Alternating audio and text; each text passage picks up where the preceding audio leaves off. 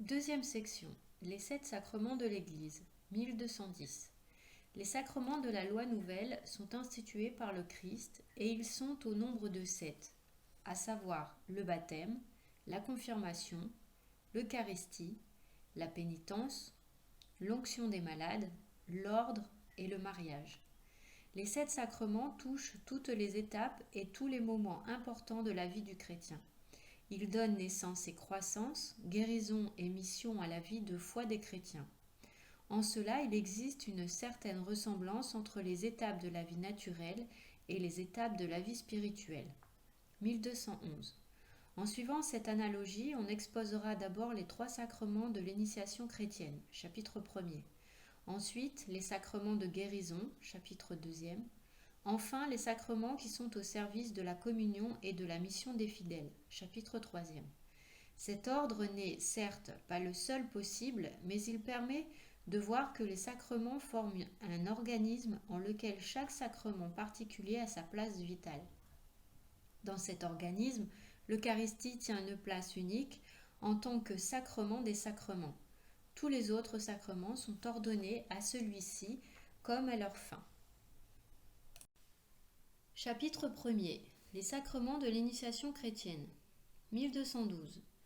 Par les sacrements de l'initiation chrétienne, le baptême, la confirmation et l'Eucharistie sont posés les fondements de toute vie chrétienne.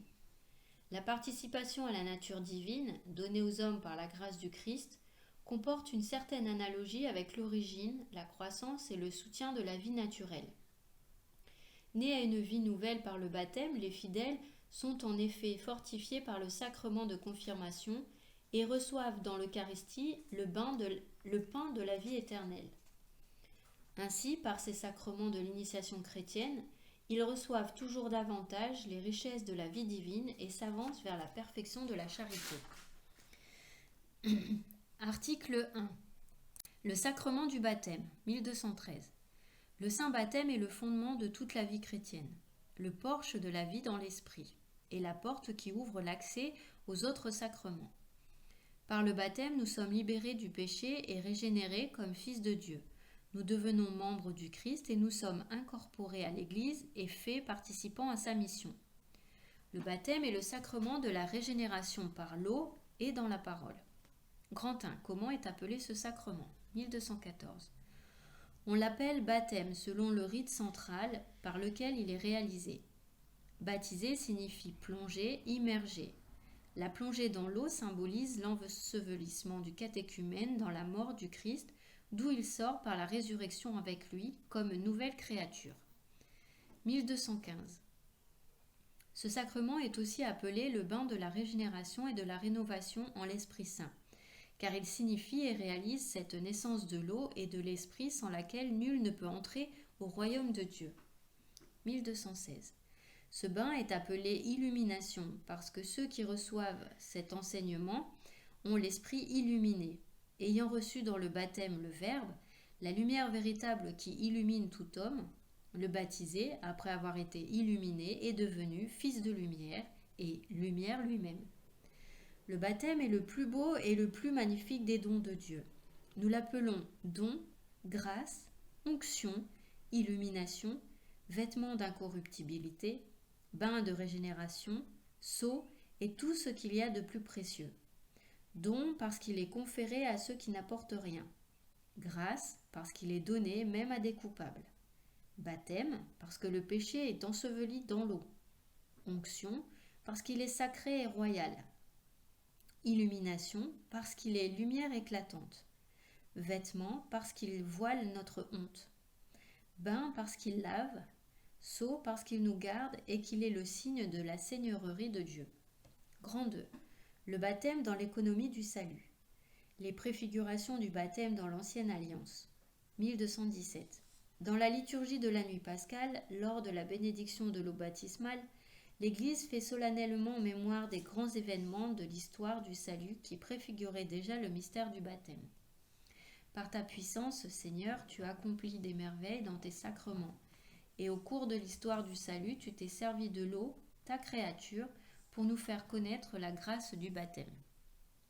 1218. Depuis l'origine du monde, L'eau, cette créature humble et admirable, est la source de la vie et de la fécondité. L'Écriture sainte la voit comme couvée par l'Esprit de Dieu. Dès le commencement du monde, c'est ton esprit qui planait sur les eaux pour qu'elles reçoivent en germe la force qui sanctifie. 1219.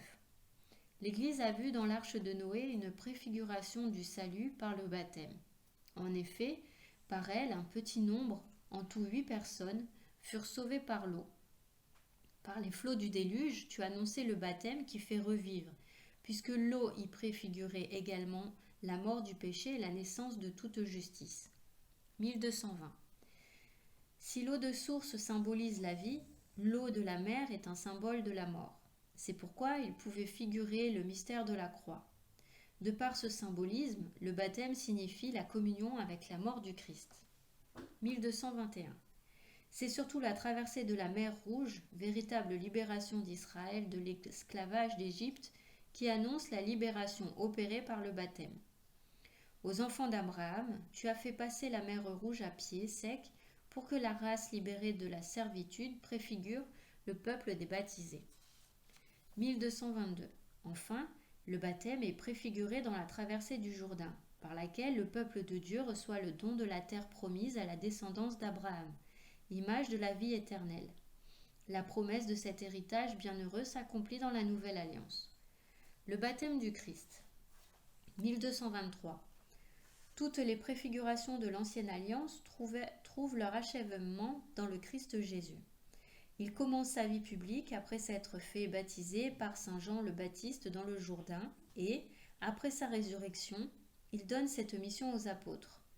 Allez donc de toutes les nations, faites des disciples, les baptisant au nom du Père et du Fils et du Saint-Esprit, et leur apprenant à observer tout ce que je vous ai prescrit. 1224. Notre Seigneur s'est volontairement soumis au baptême de saint Jean, destiné aux pécheurs, pour accomplir toute justice. Ce geste de Jésus est une manifestation de son anéantissement. L'esprit qui planait sur les eaux de la première création descend alors sur le Christ, en prélude de la nouvelle création, et le Père manifeste Jésus comme son Fils bien-aimé. 1225. C'est dans sa Pâque que le Christ a ouvert à tous les hommes les sources du baptême. En effet, il avait déjà parlé de sa passion qu'il allait souffrir à Jérusalem comme d'un baptême dont il devait être baptisé. Le sang et l'eau qui ont coulé du côté transpercé de Jésus crucifié sont des types du baptême et de l'Eucharistie, sacrement de la vie nouvelle. Dès lors, il est possible de naître de l'eau et de l'esprit pour entrer dans le royaume de Dieu. Vois où tu es baptisé, d'où vient le baptême, sinon de la croix du Christ, de la mort du Christ. Là est tout le mystère, il a souffert pour toi, c'est en lui que tu es racheté, c'est en lui que tu es sauvé. Le baptême dans l'Église, 1226. Dès le jour de la Pentecôte, l'Église a célébré et administré le saint baptême. En effet, saint Pierre déclare à la foule bouleversée par sa prédication « Convertissez-vous et que chacun de vous se fasse baptiser au nom de Jésus-Christ pour obtenir le pardon de ses péchés. Vous recevrez alors le don du Saint-Esprit. » Les apôtres et leurs collaborateurs offrent le baptême à quiconque croit en Jésus, juifs, craignant Dieu, païens. Toujours le baptême apparaît comme lié à la foi. Crois au Seigneur Jésus, alors tu seras sauvé, toi et toute ta maison, déclare saint Paul à son geôlier de Philippe. Le récit continue. Le geôlier reçut le baptême sur le champ, lui et tous les siens. 1227. Selon l'apôtre saint Paul, par le baptême, le croyant communie à la mort du Christ. Il est enseveli et il ressuscite avec lui. Baptisés dans le Christ Jésus, c'est dans sa mort que tous nous avons été baptisés. Nous avons donc été ensevelis avec lui par le baptême, dans la mort, afin que comme le Christ est ressuscité des morts par la gloire du Père, nous vivions nous aussi dans une nouvelle vie. Les baptisés ont revêtu le Christ. Par l'Esprit Saint, le baptême est un bain qui purifie, sanctifie et justifie. 1228. Le baptême est donc un bain dans lequel la semence incorruptible de la parole de Dieu produit son effet vivificateur. Saint Augustin dira du baptême « La parole rejoint l'élément matériel et cela devient un sacrement ». Grand 3. Comment est célébré le sacrement du baptême ? L'initiation chrétienne, 1229. Devenir chrétien, cela se réalise dès les temps des apôtres par un cheminement et une initiation à plusieurs étapes. Ce chemin peut être parcouru rapidement ou lentement. Il devra toujours comporter quelques éléments essentiels. L'annonce de la parole, l'accueil de l'évangile entraînant une conversion, la profession de la foi, le baptême, l'effusion de l'Esprit Saint, l'accès à la communion eucharistique. 1230. Cette initiation a beaucoup varié au cours des siècles et selon les circonstances. Au premier siècle de l'Église, l'initiation chrétienne a connu un grand déploiement, avec une longue période de catéchuménat et une suite de rites préparatoires qui jalonnaient liturgiquement le chemin de la préparation catéchuménale et qui aboutissaient à la célébration des sacrements de l'initiation chrétienne. 1231, là où le baptême des enfants est devenu largement la forme habituelle de la célébration de ce sacrement, celle-ci est devenue un acte unique qui intègre de façon très abrégée les étapes préalables à l'initiation chrétienne. De par sa nature, même le baptême des enfants exige un catéchuménat post-baptismal. Il ne s'agit pas seulement du besoin d'une instruction postérieure au baptême, mais de l'épanouissement nécessaire de la grâce baptismale dans la croissance de la personne. C'est le lieu propre du catéchisme. 1232. Le deuxième concile du Vatican a restauré pour l'Église latine le catéchuménat des adultes distribué en plusieurs étapes. Le concile a par ailleurs permis que, outre les éléments d'initiation fournis par la tradition chrétienne, on admette en terre de mission ces autres éléments d'initiation dont on constate la pratique dans chaque peuple, pour autant qu'on peut les adapter au rite chrétien. 1233. Aujourd'hui donc, dans tous les rites latins et orientaux, l'initiation chrétienne des adultes commence dès leur entrée au catéchuménat pour atteindre son point culminant dans une seule célébration des 3 sacrements du baptême, de la confirmation et de l'Eucharistie. Dans les rites orientaux, l'initiation chrétienne des enfants commence au baptême, suivie immédiatement par la confirmation et l'Eucharistie, tandis que dans le rite romain, elle se poursuit durant des années de catéchèse pour s'achever plus tard avec la confirmation et l'Eucharistie, sommet de leur initiation chrétienne. 1234. La mystagogie de la célébration. Le sens et la grâce du sacrement du baptême apparaissent clairement dans les rites de sa célébration. C'est en suivant avec une participation attentive les gestes et les paroles de cette célébration que les fidèles sont initiés aux richesses que ce sacrement signifie et réalise en chaque nouveau baptisé. 1235. Le signe de la croix. Au seuil de la célébration, marque l'empreinte du Christ sur celui qui va lui appartenir et signifie la grâce de la rédemption que le Christ nous a acquise par sa croix. 1236. L'annonce de la parole de Dieu illumine la vérité révélée, les candidats et l'assemblée et suscite la réponse de la foi, inséparable du baptême. En effet, le baptême est d'une façon particulière le sacrement de la foi puisqu'il est l'entrée sacramentelle dans la vie de foi. 1237.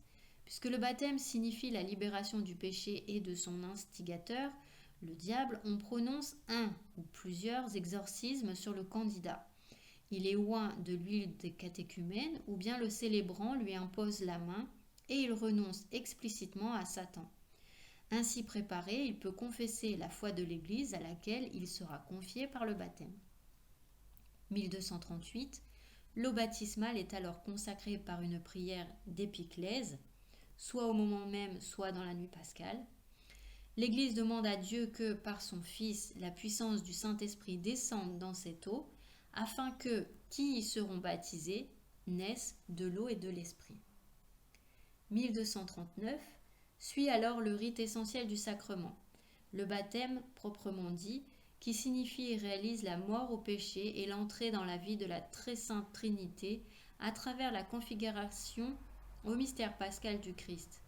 Le baptême est accompli de la façon la plus significative par la triple immersion dans l'eau baptismale.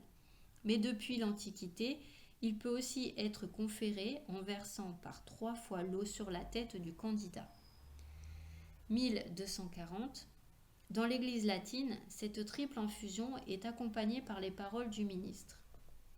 Je te baptise au nom du Père et du Fils et du Saint-Esprit.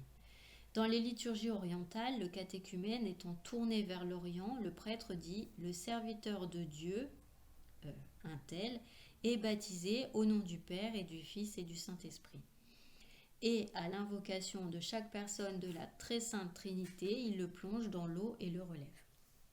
1241. L'onction du Saint-Crème, huile parfumée consacrée par l'évêque, signifie le don de l'Esprit Saint au nouveau baptisé. Il est devenu un chrétien, c'est-à-dire oint de l'Esprit Saint, incorporé au Christ, qui est oint prêtre, prophète et roi. 1242. Dans la liturgie des églises d'Orient, l'onction post-baptismale est le sacrement de la chrismation, confirmation. Dans la liturgie romaine, elle annonce une seconde onction de Saint-Crème que donnera l'évêque, le sacrement de la confirmation qui, pour ainsi dire, confirme et achève l'onction baptismale. 1243. Le vêtement blanc symbolise que le baptisé a revêtu le Christ et ressuscité avec le Christ. Le cierge, allumé au cierge pascal, signifie que le Christ a illuminé le néophyte. Dans le Christ, les baptisés sont la lumière du monde. Le nouveau baptisé est maintenant enfant de Dieu dans le Fils unique. Il peut dire la prière des enfants de Dieu, le Notre Père. 1244. La première communion eucharistique. Devenu enfant de Dieu, revêtu de la robe nuptiale, le néophyte est admis au festin des noces de l'agneau. Il reçoit la nourriture de la vie nouvelle, le corps et le sang du Christ. Les églises orientales gardent une conscience vive de l'unité de l'initiation chrétienne en donnant la Sainte Communion à tous les nouveaux baptisés et confirmés, même aux petits-enfants, se souvenant de la parole du Seigneur. Laissez venir à moi les petits-enfants, ne les empêchez pas. L'Église latine, qui réserve l'accès à la Sainte Communion à ceux qui ont atteint l'âge de raison, exprime l'ouverture du baptême sur l'Eucharistie en approchant de l'autel l'enfant nouveau baptisé pour la prière du Notre Père. 1245. La bénédiction solennelle conclut la célébration du baptême. Lors du baptême de nouveau-né, la bénédiction de la mère tient une place spéciale. 4. Qui peut recevoir le baptême ? 1246. Tout être humain, non encore baptisé, et lui seul, est capable de recevoir le baptême. Le baptême des adultes, 1247.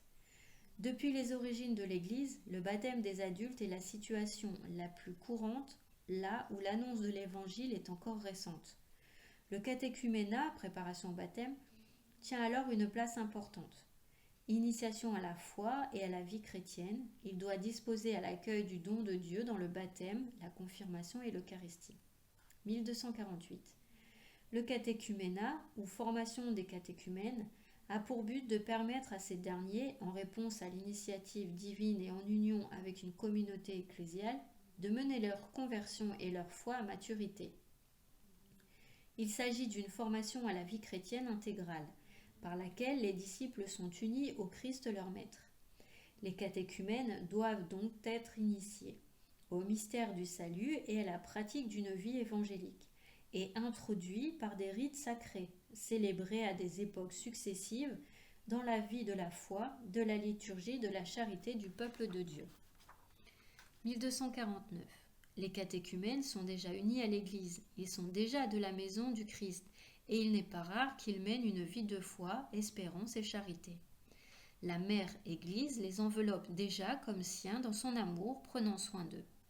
Le baptême des enfants, 1250. Naissant avec une nature humaine, déchue et entachée par le péché originel, les enfants, eux aussi, ont besoin de la nouvelle naissance dans le baptême, afin d'être libérés du pouvoir des ténèbres et d'être transférés dans le domaine de la liberté des enfants de Dieu, à laquelle tous les hommes sont appelés.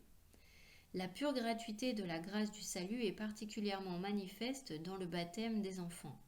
L'Église et les parents priveraient dès lors l'enfant de la grâce inestimable de devenir enfant de Dieu s'ils ne lui conféraient le baptême peu après la naissance. 1251. Les parents chrétiens reconnaîtront que cette pratique correspond aussi à leur rôle de nourricier de la vie que Dieu leur a confiée. 1252. La pratique de baptiser les petits-enfants est une tradition immémoriale de l'Église. Elle est attestée explicitement depuis le IIe siècle. Il est cependant bien possible que, dès le début de la prédication apostolique, lorsque des maisons entières ont reçu le baptême, on ait aussi baptisé les enfants. Foi et baptême, 1253. Le baptême est le sacrement de la foi, mais la foi a besoin de la communauté des croyants. Ce n'est que dans la foi de l'Église que chacun des fidèles peut croire.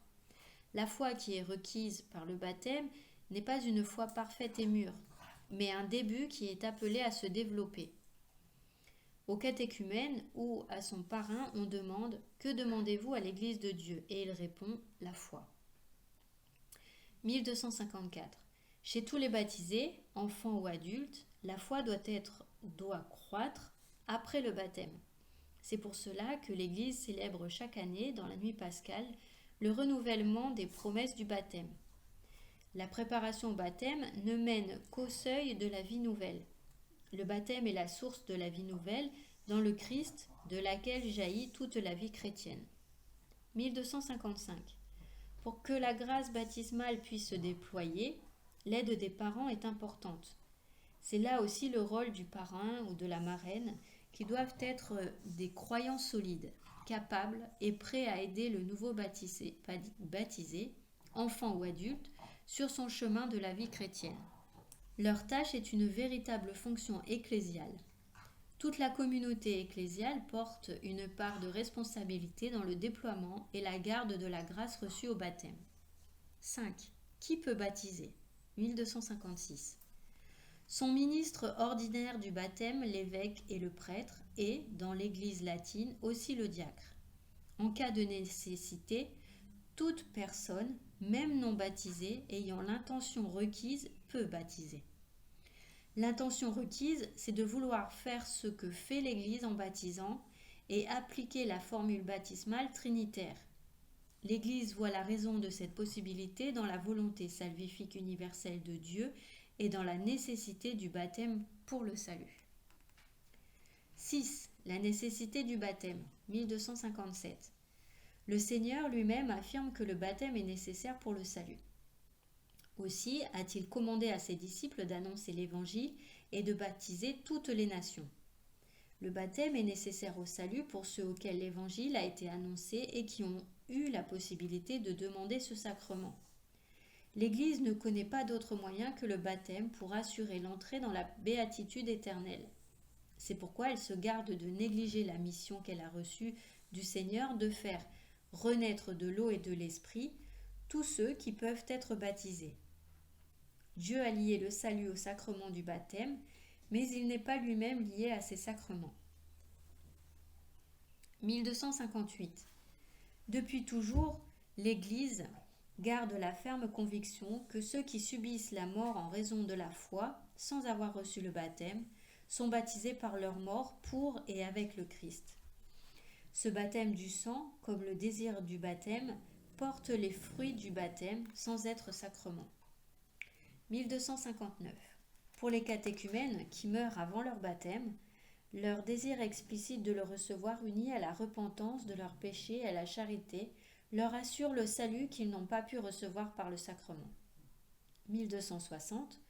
Puisque le Christ est mort pour tous et que la vocation dernière de l'homme est réellement unique, à savoir divine, nous devons tenir que l'Esprit Saint offre à tous, d'une façon que Dieu connaît, la possibilité d'être associé au mystère pascal.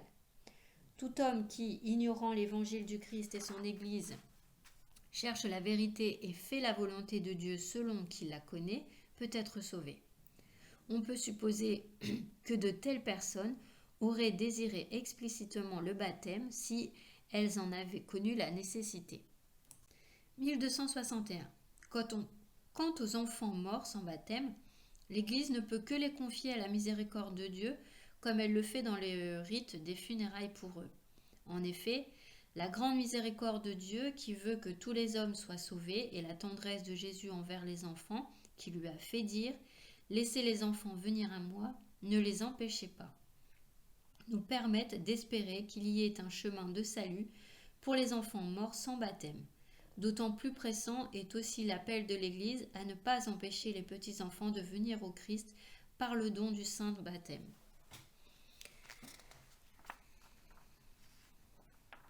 7. La grâce du baptême, 1262. Les différents effets du baptême sont signifiés par les éléments sensibles du rite sacramentel. La plongée dans l'eau fait appel au symbolisme de la mort et de la purification, mais aussi de la régénération et du renouvellement. Les deux effets principaux sont donc la purification des péchés et la nouvelle naissance dans l'Esprit Saint. Pour la rémission des péchés, 1263.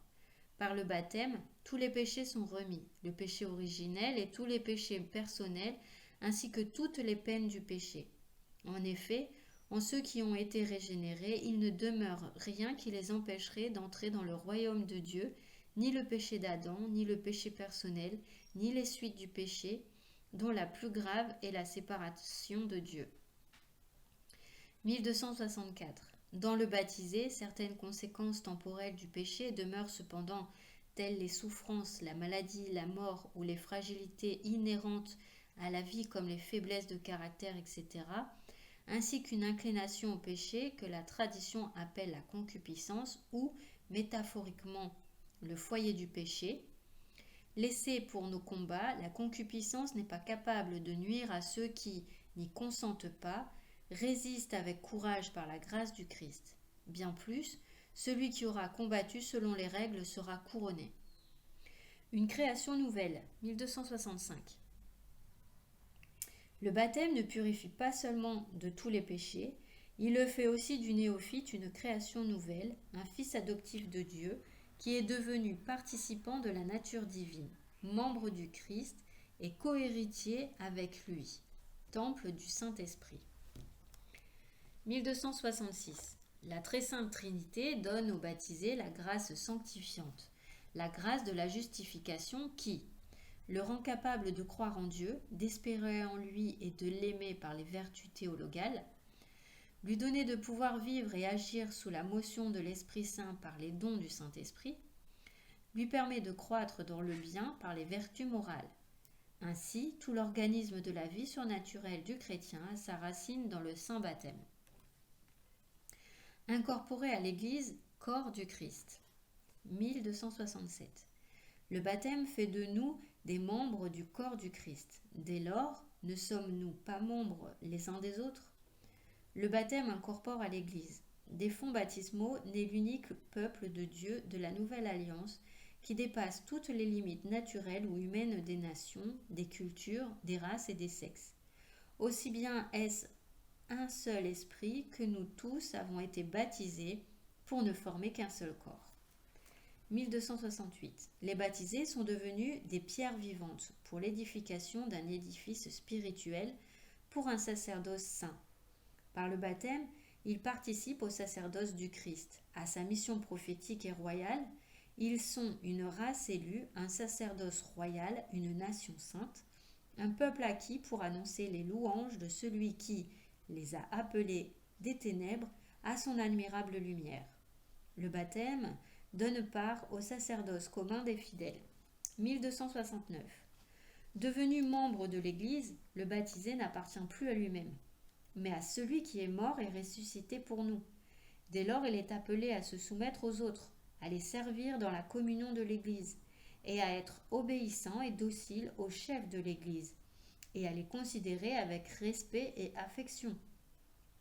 De même que le baptême est la source de responsabilité et de devoir, le baptisé jouit aussi de droits au sein de l'Église, à recevoir les sacrements, à être nourri avec la parole de Dieu et à être soutenu par les autres aides spirituelles de l'Église. 1270. Devenus fils de Dieu par la régénération baptismale, les baptisés sont tenus de professer devant les hommes la foi que par l'Église ils ont reçue de Dieu et de participer à l'activité apostolique et missionnaire du peuple de Dieu. Le lien sacramentel de l'unité des chrétiens, 1271. Le baptême constitue le fondement de la communion entre tous les chrétiens, aussi avec ceux qui ne sont pas encore en pleine communion avec l'Église catholique.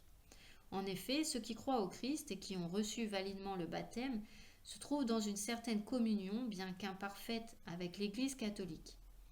Justifiés par la foi reçue au baptême, incorporés au Christ, ils portent, à juste titre, le nom de chrétiens, et les fils de l'Église catholique les reconnaissent à bon droit comme des frères dans le Seigneur. Le baptême est donc le lien sacramentel d'unité existant entre ceux qui ont été régénérés par lui.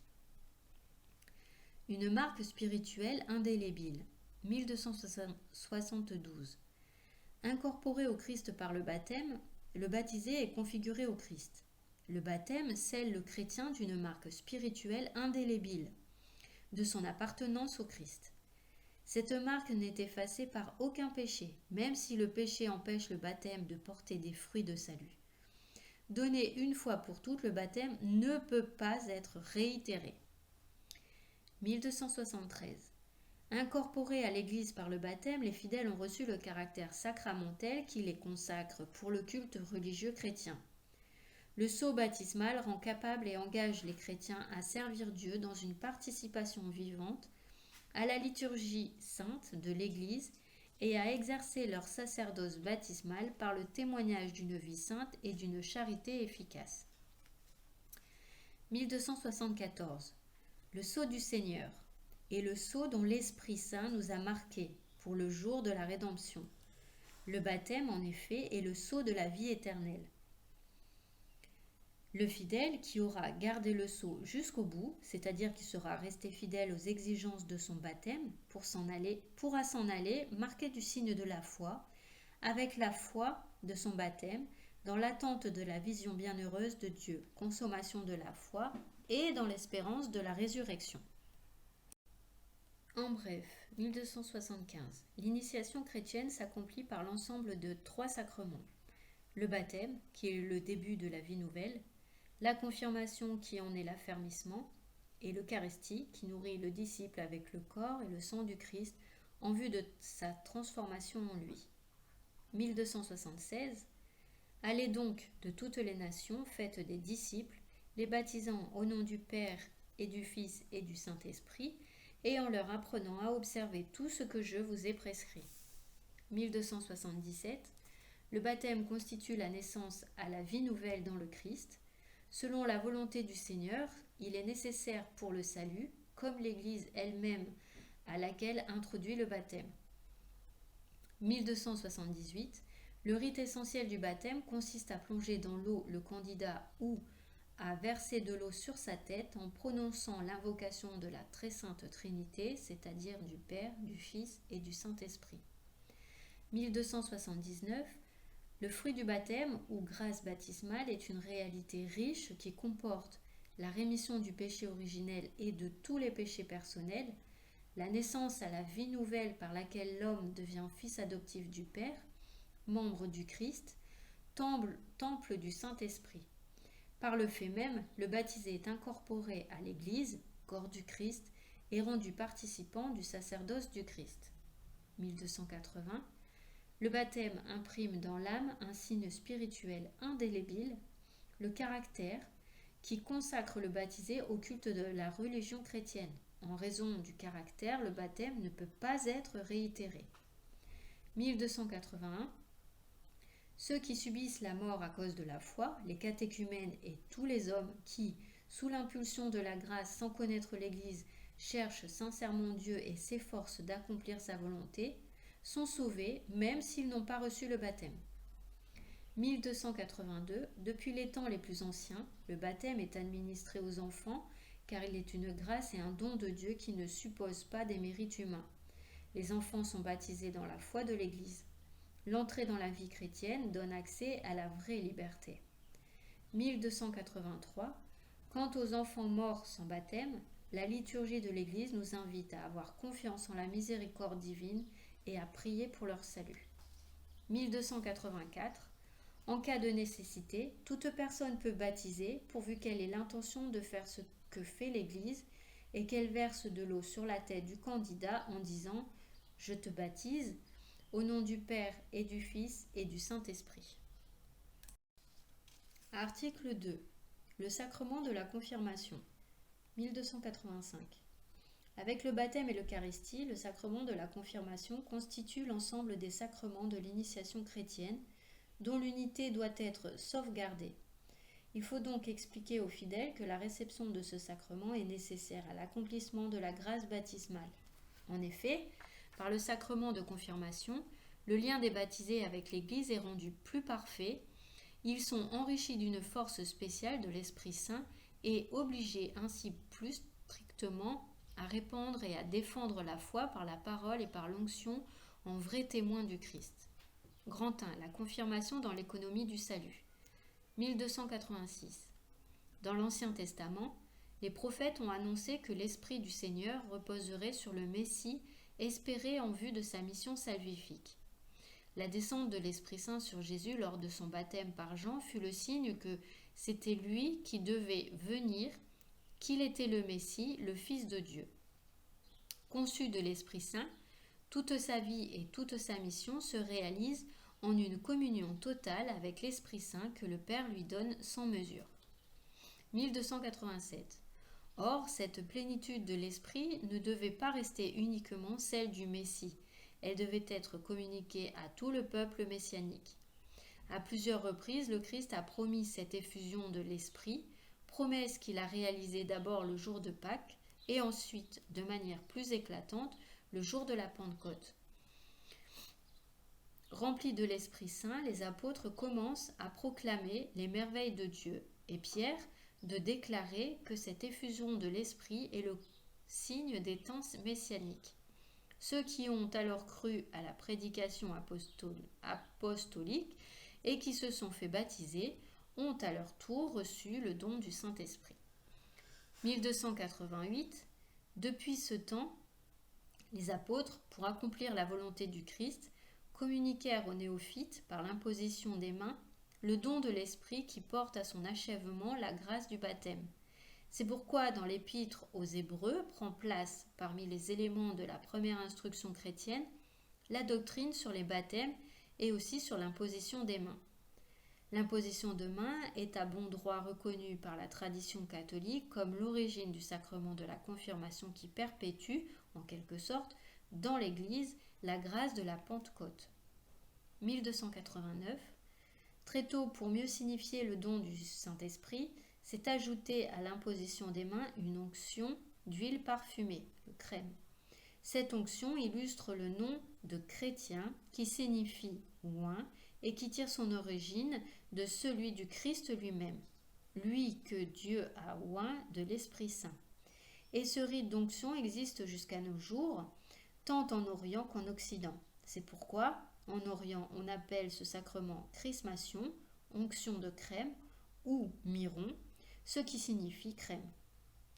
En Occident, le nom de confirmation suggère à la fois la ratification du baptême qui complète l'initiation chrétienne et l'affermissement de la grâce baptismale, tout fruit du Saint-Esprit. Deux traditions, Orient et Occident, 1290. Au 1er siècle, la confirmation constitue généralement une unique célébration avec le baptême, formant avec celui-ci, selon l'expression de saint Cyprien, un sacrement double. Parmi d'autres raisons, la multiplication des baptêmes d'enfants, et ce en tout temps de l'année, et la multiplication des paroisses rurales, agrandissant les diocèses, ne permettent plus la présence de l'évêque à toutes les célébrations baptismales. En Occident, parce que l'on désire réserver à l'évêque l'achèvement du baptême, s'instaure la séparation temporelle des deux sacrements. L'Orient a gardé unis les deux sacrements, si bien que la confirmation est donnée par le prêtre qui baptise. Celui-ci, cependant, ne peut le faire qu'avec le miron consacré par un évêque. 1291. Une coutume de l'Église de Rome a facilité le développement de la pratique occidentale. Grâce à une double onction au Saint-Crème après le baptême, accomplie déjà par le prêtre sur le néophyte, au sortir du bain baptismal, elle est achevée par une deuxième onction faite par l'évêque sur le front de chacun des nouveaux baptisés. La première onction au Saint-Crème, celle que donne le prêtre, est restée à rattacher au rite baptismal. Elle signifie la participation du baptisé aux fonctions prophétiques, sacerdotales et royales du Christ. Si le baptême est conféré à un adulte, il n'y a qu'une onction post-baptismale, celle de la confirmation. 1292. La pratique des églises d'Orient souligne davantage l'unité de l'initiation chrétienne. Celle de l'Église latine exprime plus nettement la communion du nouveau chrétien avec son évêque, garant et serviteur de l'unité de son Église, de sa catholicité et de son apostolicité, et par là le lien avec les origines apostoliques de l'Église du Christ. Grand 2. Les signes et le rite de la confirmation. 1293. Dans le rite de ce sacrement, il convient de considérer le signe de l'onction et ce que l'onction désigne et imprime, le sceau spirituel. L'onction, dans la symbolique biblique et antique, est riche de nombreuses significations. L'huile est signe d'abondance et de joie. Elle purifie, onction avant et après le bain. Et elle rend souple l'onction des athlètes et des lutteurs. Elle est signe de guérison, puisqu'elle adoucit les contusions et les plaies, et elle rend rayonnante de beauté, de santé et de force. 1294. Toutes ces significations de l'onction d'huile se retrouvent dans la vie sacramentelle. L'onction avant le baptême avec l'huile des catéchumènes signifie purification et fortification. L'onction des malades exprime la guérison et le réconfort. L'onction du Saint-Crème après le baptême, dans la confirmation et dans l'ordination, est le signe d'une consécration. Par la confirmation, les chrétiens, c'est-à-dire ceux qui sont loin, participent davantage à la mission de Jésus-Christ et à la plénitude de l'Esprit Saint dont il est comblé, afin que toute leur vie dégage la bonne odeur du Christ. 1295. Par cette onction, le confirmant reçoit la marque, le sceau de l'Esprit Saint. Le sceau est le symbole de la personne, signe de son autorité, de sa propriété sur un objet. C'est ainsi que l'on marquait les soldats du sceau de leur chef et aussi les esclaves de celui de leur maître. Il authentifie un acte juridique ou un document et le rend éventuellement secret. 1296. Le Christ lui-même se déclare marqué du sceau de son Père. Le chrétien lui aussi est marqué d'un sceau. Celui qui nous a fermis avec vous dans le Christ et qui nous a donné l'onction, c'est Dieu, lui qui nous a marqués de son sceau et a mis dans nos cœurs les arts de l'Esprit. Ce sceau de l'Esprit Saint marque l'appartenance totale au Christ, la mise à son service pour toujours, mais aussi la promesse de la protection divine dans la grande épreuve eschatologique. La célébration de la confirmation, 1297. Un moment important qui précède la célébration de la confirmation, mais qui, d'une certaine façon, en fait partie, est la consécration du Saint-Crème. C'est l'évêque qui, le jeudi saint, au cours de la messe chrismale, consacre le Saint-Crème pour tout son diocèse. Dans les églises d'Orient, cette consécration est même réservée aux patriarches. La liturgie syriaque d'Antioche exprime ainsi l'épiclèse de la consécration du Saint-Crème, Miron. Père, envoie ton Esprit Saint sur nous et sur cette huile qui est devant nous et consacre-la afin qu'elle soit pour tous ceux qui en seront loin et marqués, miron saint, miron sacerdotal, miron royal, onction d'allégresse, le vêtement de la lumière, le manteau du salut, le don spirituel, la signification des âmes et des corps, le bonheur impérissable, le sceau indélébile, le bouclier de la foi et le casque terrible contre toutes les œuvres de l'adversaire. 1298. Lorsque la confirmation est célébrée séparément du baptême, comme c'est le cas dans le rite romain, la liturgie du sacrement commence par le renouvellement des promesses du baptême et par la profession de foi des confirmants. Ainsi, il apparaît clairement que la confirmation se situe dans la suite du baptême. Lorsqu'un adulte est baptisé, il reçoit immédiatement la confirmation et participe à l'Eucharistie. 1299. Dans le rite romain, l'évêque étend les mains sur l'ensemble des confirmants, geste qui, depuis le temps des apôtres, est le signe du don de l'Esprit, et l'évêque d'invoquer l'effusion de l'Esprit. Dieu très bon, Père de Jésus, le Christ, notre Seigneur, regarde ces baptisés sur qui nous imposons les mains. Par le baptême, tu les as libérés du péché, tu les as fait renaître de l'eau et de l'Esprit. Comme tu l'as promis, répands maintenant sur eux ton Esprit Saint, Donne-leur en plénitude l'esprit qui reposait sur ton Fils Jésus, esprit de sagesse et d'intelligence, esprit de conseil et de force, esprit de connaissance et d'affection filiale. Remplis-les de l'esprit de la crainte de Dieu par le Christ notre Seigneur. 1300. Suis le rite essentiel du sacrement. Dans le rite latin, le sacrement de confirmation est conféré par l'onction du Saint-Crème sur le front, faite en imposant la main et par ces paroles. Sois marqué de l'Esprit Saint, le don de Dieu. Dans les églises orientales, l'onction du miron se fait après une prière d'épiclèse sur les parties les plus significatives du corps, le front, les yeux, le nez, les oreilles, les lèvres, la poitrine, le dos, les mains et les pieds, chaque onction étant accompagnée de la formule « Sceau du don qui est le Saint-Esprit ». 1301. Le baiser de paix qui achève. En bref, 1315.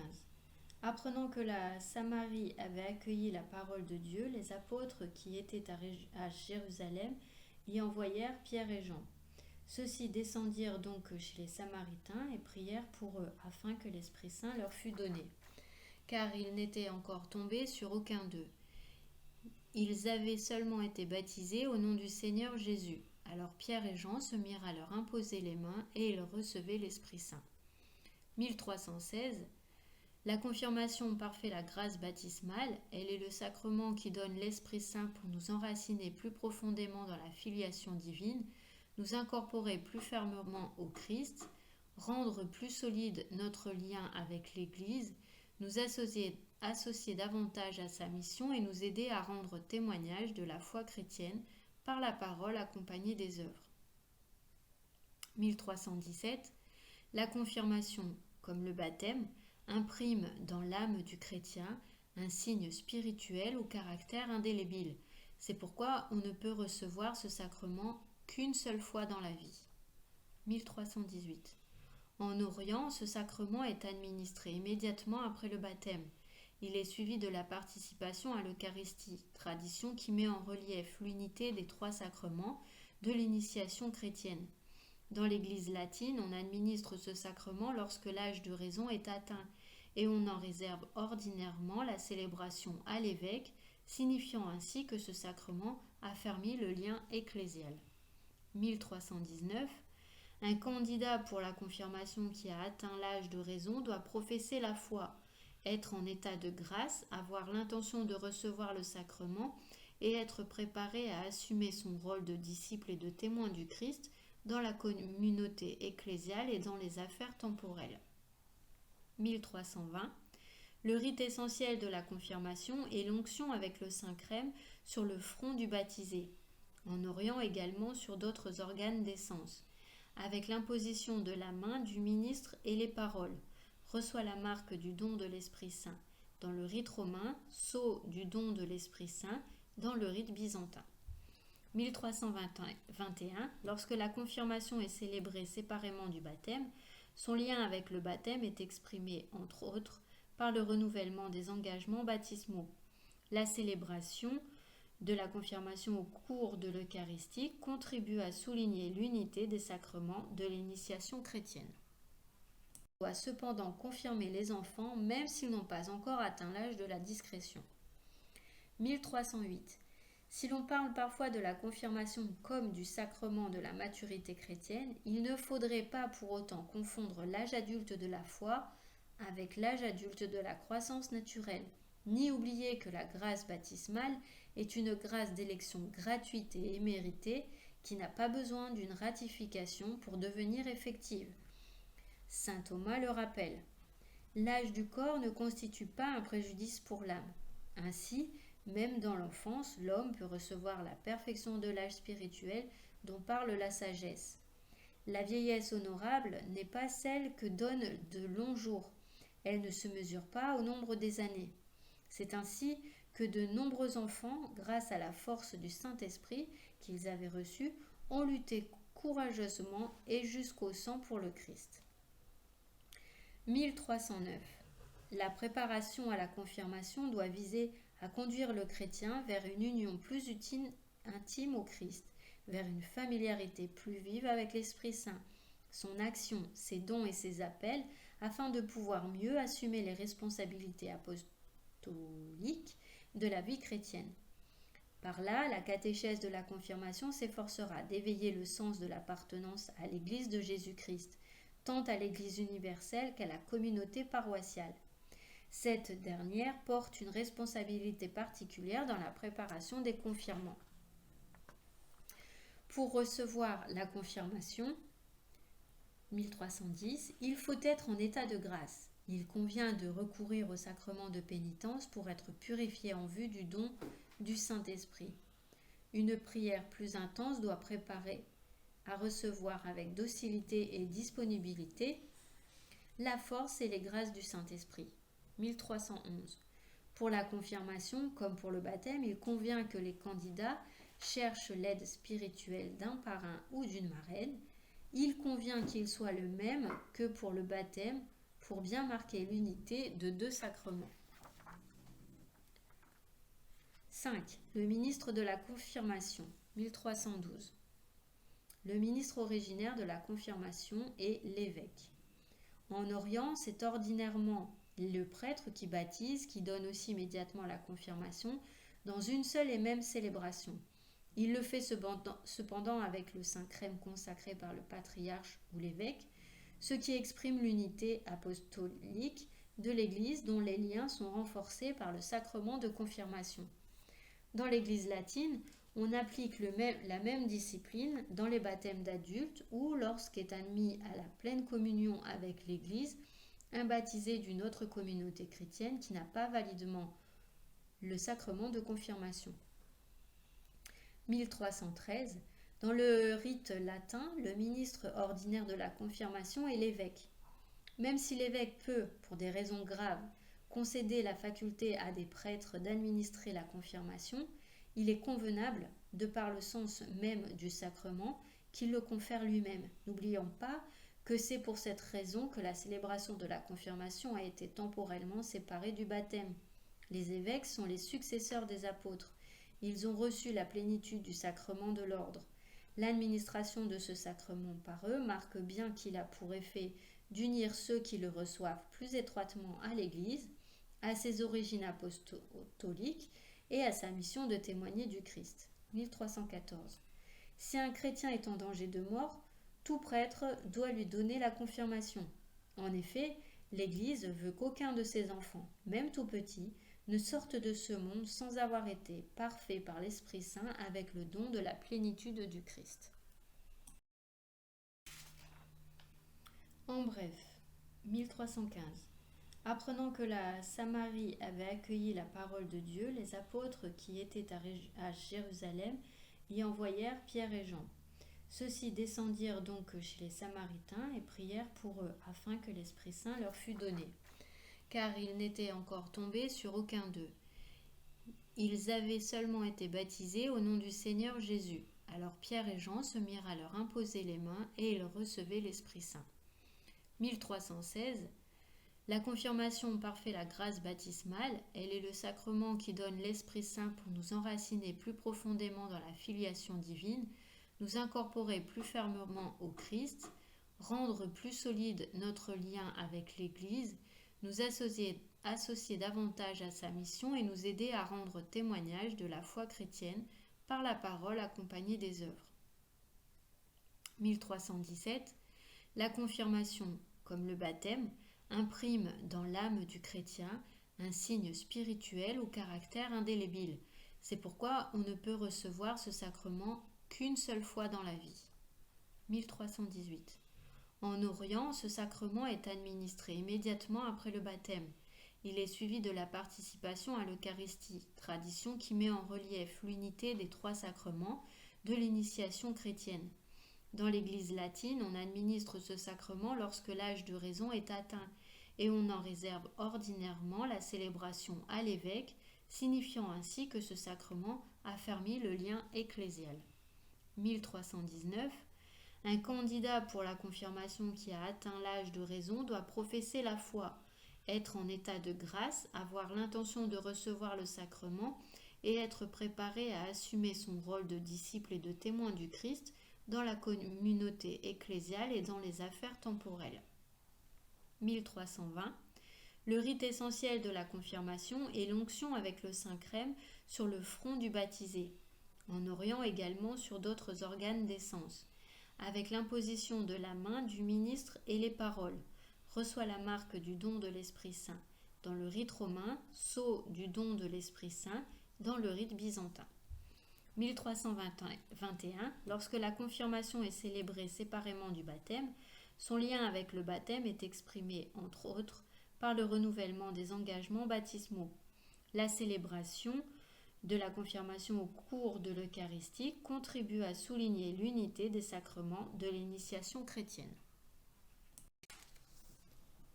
Article 3. Le sacrement de l'Eucharistie, 1322. La Sainte Eucharistie achève l'initiation chrétienne. Ceux qui ont été élevés à la dignité du sacerdoce royal par le baptême et configurés plus profondément au Christ par la confirmation, ceux-là, par le moyen de l'Eucharistie, participent avec toute la communauté au sacrifice même du Seigneur.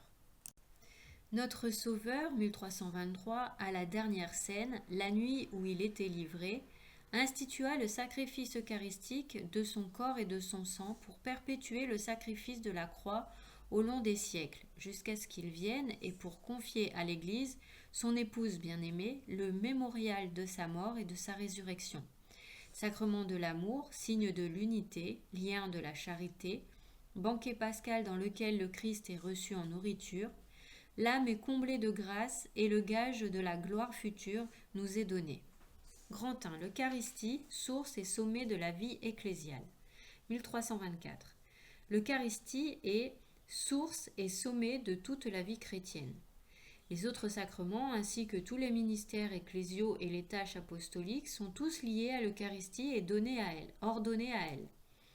Car la Sainte Eucharistie contient tout le trésor spirituel de l'Église, c'est-à-dire le Christ lui-même, notre Pâque.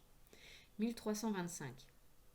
La communion de vie avec Dieu et l'unité du peuple de Dieu, par lesquelles l'Église est elle-même l'Eucharistie, les signifie et les réalise.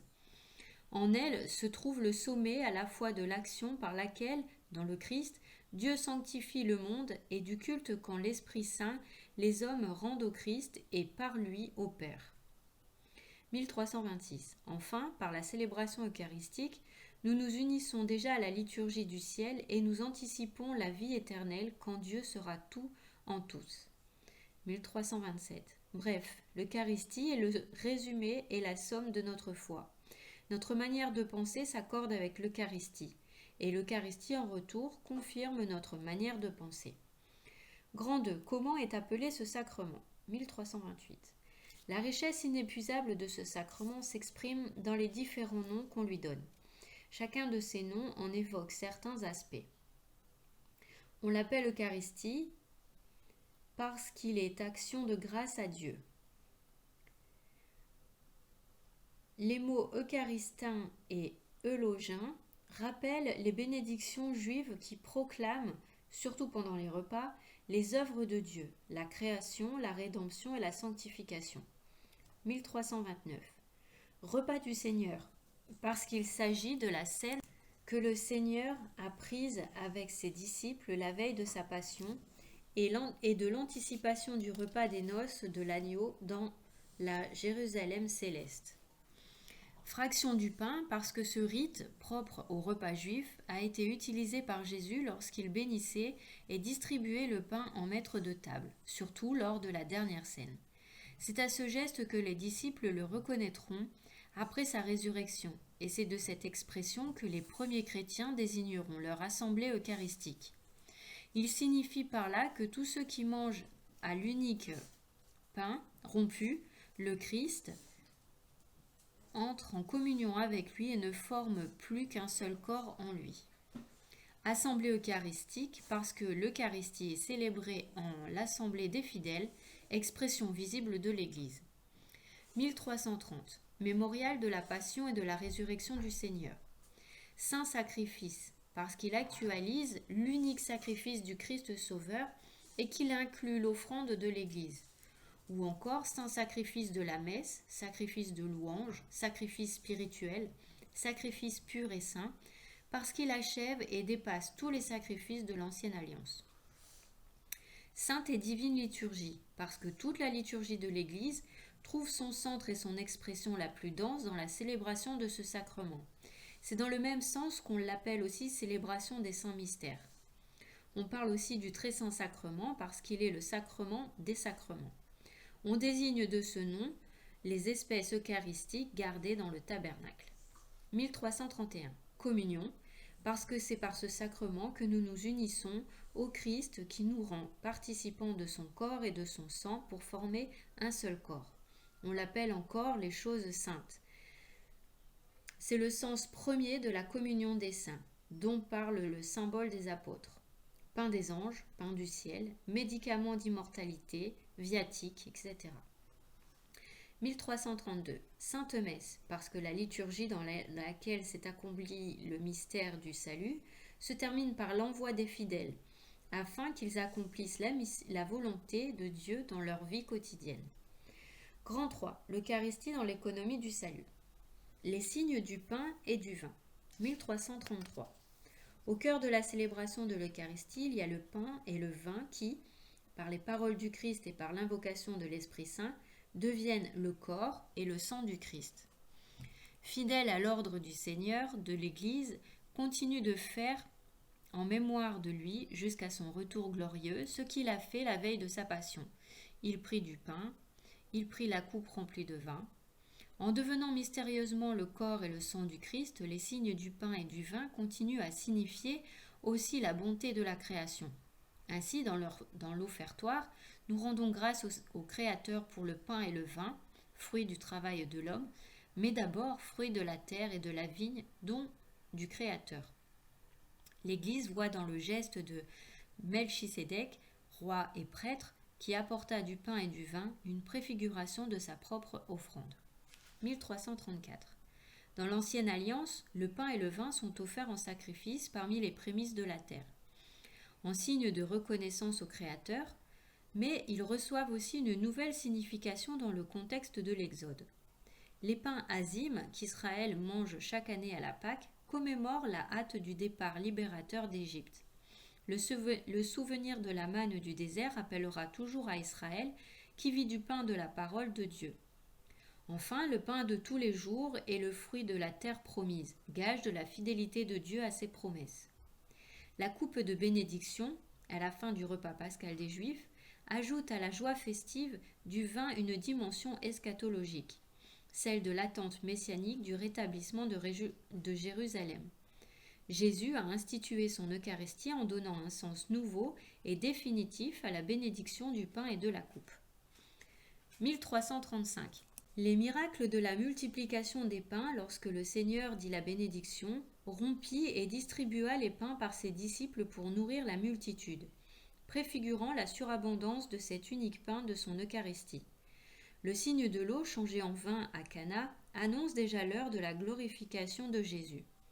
Il manifeste l'accomplissement du repas des noces dans le royaume du Père, où les fidèles boiront le vin nouveau, devenu le sang du Christ.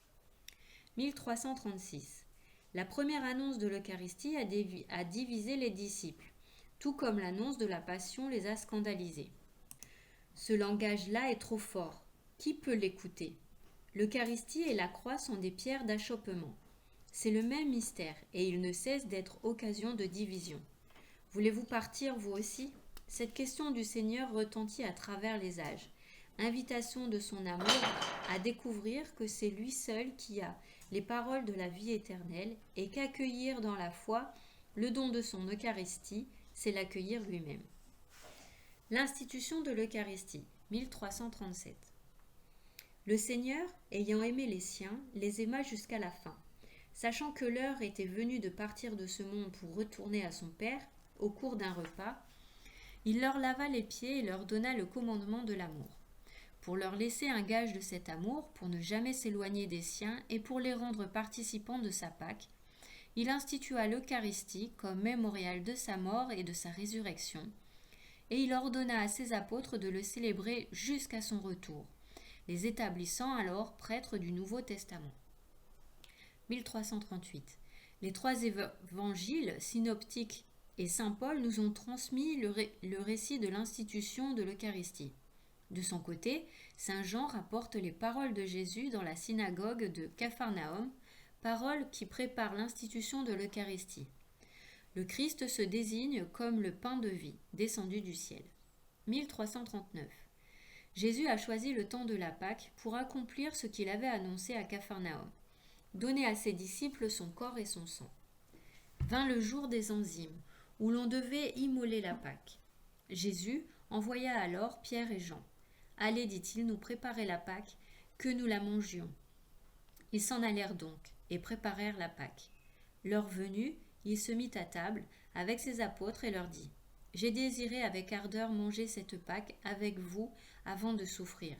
Car je vous le dis, je ne la mangerai jamais plus jusqu'à ce qu'elle s'accomplisse dans le royaume de Dieu. » Puis, prenant du pain et rendant grâce, il le rompit et le leur donna en disant « Ceci est mon corps, qui va être donné pour vous. Faites ceci en mémoire de moi. » Il fit de même pour la coupe après le repas, disant « Cette coupe est la nouvelle alliance en mon sang, qui va être versée pour vous. » 1340. En célébrant la dernière scène avec ses apôtres au cours du repas pascal, Jésus a donné son sens définitif à la Pâque juive. En effet, le passage de Jésus à son Père par sa mort et sa résurrection, la Pâque nouvelle, est anticipé dans la scène et célébré dans l'Eucharistie, qui accomplit la Pâque juive et anticipe la Pâque finale de l'Église dans la gloire du royaume. Faites ceci en mémoire de moi. 1341. Le commandement de Jésus de répéter ses gestes et ses paroles jusqu'à ce qu'il revienne ne demande pas seulement de se souvenir de Jésus de ce qu'il a fait. Il vise la célébration liturgique par les apôtres et leurs successeurs du mémorial du Christ, de sa vie, de sa mort, de sa résurrection et de son intercession auprès du Père. 1342. Dès le commencement, l'Église a été fidèle à l'ordre du Seigneur. De l'Église de Jérusalem, il est dit « Il se montrait assidu à l'enseignement des apôtres, fidèle à la communion fraternelle, à la fraction du pain et aux prières. » Jour après jour, d'un seul cœur, ils fréquentaient assidûment le temple et rompaient le pain dans leur maison, prenant leur nourriture avec joie et simplicité de cœur. 1343. C'était surtout le premier jour de la semaine, c'est-à-dire le jour du dimanche, le jour de la résurrection de Jésus, que les chrétiens se réunissaient pour rompre le pain. Depuis ces temps-là jusqu'à nos jours, la célébration de l'Eucharistie s'est perpétuée, de sorte qu'aujourd'hui, nous la rencontrons partout dans l'Église avec la même structure fondamentale. Elle demeure le centre de la vie de l'Église. 1344. Ainsi, de célébration en célébration, annonçant le mystère pascal de Jésus jusqu'à ce qu'il vienne, le peuple de Dieu en pèlerinage s'avance par la porte étroite de la croix, vers le banquet céleste, quand tous les élus s'assiéront à la table du royaume. 4. La célébration liturgique de l'Eucharistie. La messe de tous les siècles, 1345. Dès le IIe siècle, nous avons le témoignage de saint Justin le martyr sur les grandes lignes du déroulement de la célébration eucharistique. Elles sont restées les mêmes jusqu'à nos jours pour toutes les grandes familles liturgiques. Voici ce qu'il est écrit, vers 155, pour expliquer à l'empereur païen Antonin le Pieux, 133 à 161, ce que font les chrétiens. Le jour qu'on appelle jour du soleil a lieu le rassemblement en un même endroit de tous ceux qui habitent la ville ou la campagne. On lit les mémoires des apôtres et les écrits des prophètes autant que le temps le permet. Quand le lecteur a fini, celui qui préside prend la parole pour inciter et exhorter à l'imitation de ces belles choses. Ensuite, nous nous levons tous ensemble et nous faisons des prières, pour nous-mêmes et pour tous les autres, où qu'ils soient, afin que nous soyons trouvés justes par notre vie et nos actions et fidèles au commandement, pour obtenir ainsi le salut éternel. Quand les prières sont terminées, nous nous donnons un baiser les uns aux autres. Ensuite, on apporte à celui qui préside les frères du pain et une coupe d'eau et de vin mélangés. Il les prend et fait monter louange et gloire vers le Père de l'univers, par le nom du Fils et du Saint-Esprit, et il rend grâce, longuement, de ce que nous avons été jugés dignes de ses dons. Quand il a terminé les prières et les actions de grâce, tout le peuple présent pousse une acclamation en disant Amen. Lorsque celui qui préside a fait l'action de grâce et que le peuple a répondu, ceux que chez nous on appelle diacres distribuent à tous ceux qui sont présents du pain, du vin et de l'eau, eucharistiée, et il en apporte aux absents. 1346. La liturgie de l'Eucharistie se déroule selon une structure fondamentale qui s'est conservée à travers les siècles jusqu'à nous. Elle se déploie en 2 grands moments qui forment une unité foncière. Le rassemblement, la liturgie de la parole avec les lectures, l'homélie et la prière universelle. La liturgie eucharistique avec la présentation du pain et du vin, l'action de grâce consécratoire et la communion. La liturgie de la parole et liturgie eucharistique constituent ensemble un seul et même acte du culte. En effet, la table dressée pour nous dans l'Eucharistie est à la fois celle de la parole de Dieu et celle du corps du Seigneur. 1347. N'est-ce pas là le mouvement même du repas pascal de Jésus ressuscité avec ses disciples ? Chemin faisant, il leur expliquait les Écritures, puis, se mettant à table avec eux, il prit le pain, dit la bénédiction, le rompit et leur donna. Le mouvement de la célébration, 1348. Tous se rassemblent. Les chrétiens accourent dans un même lieu pour l'assemblée eucharistique. À sa tête, le Christ lui-même, qui est l'acteur principal de l'Eucharistie. Il est le grand prêtre de la Nouvelle Alliance. C'est lui-même qui préside invisiblement toute célébration eucharistique. C'est en le représentant que l'évêque ou le prêtre, agissant en la personne du Christ tête, préside l'assemblée, prend la parole après les lectures, reçoit les offrandes et dit la prière eucharistique. Tous ont leur part active dans la célébration, chacun à sa manière. Les lecteurs, ceux qui apportent les offrandes, ceux qui donnent la communion, et le peuple tout entier dont l'Amen manifeste la participation. 1349. La liturgie de la parole comporte les écrits des prophètes, c'est-à-dire l'Ancien Testament et les mémoires des apôtres, c'est-à-dire leurs épîtres et les évangiles. Après l'homélie qui exhorte à accueillir cette parole comme ce qu'elle est vraiment, parole de Dieu, et à la mettre en pratique, viennent les intercessions pour tous les hommes selon la parole de l'apôtre.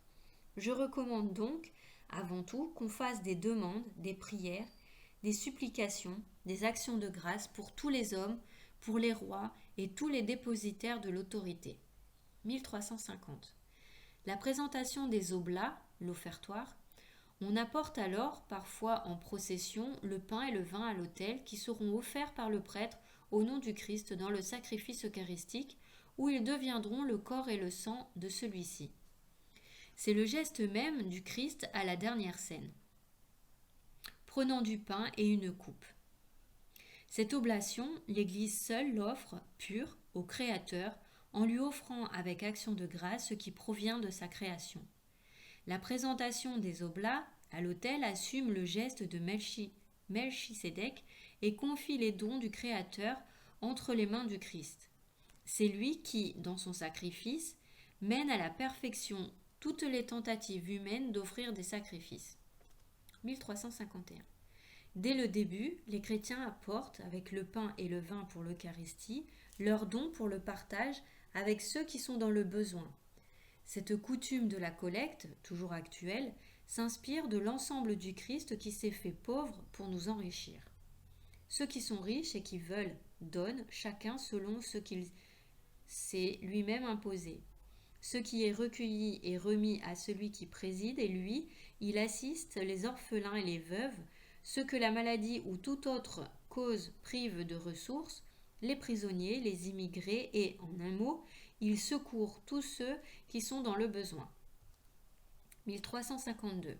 L'anaphore, avec la prière eucharistique, prière d'action de grâce et de consécration, nous arrivons au cœur et au sommet de la célébration.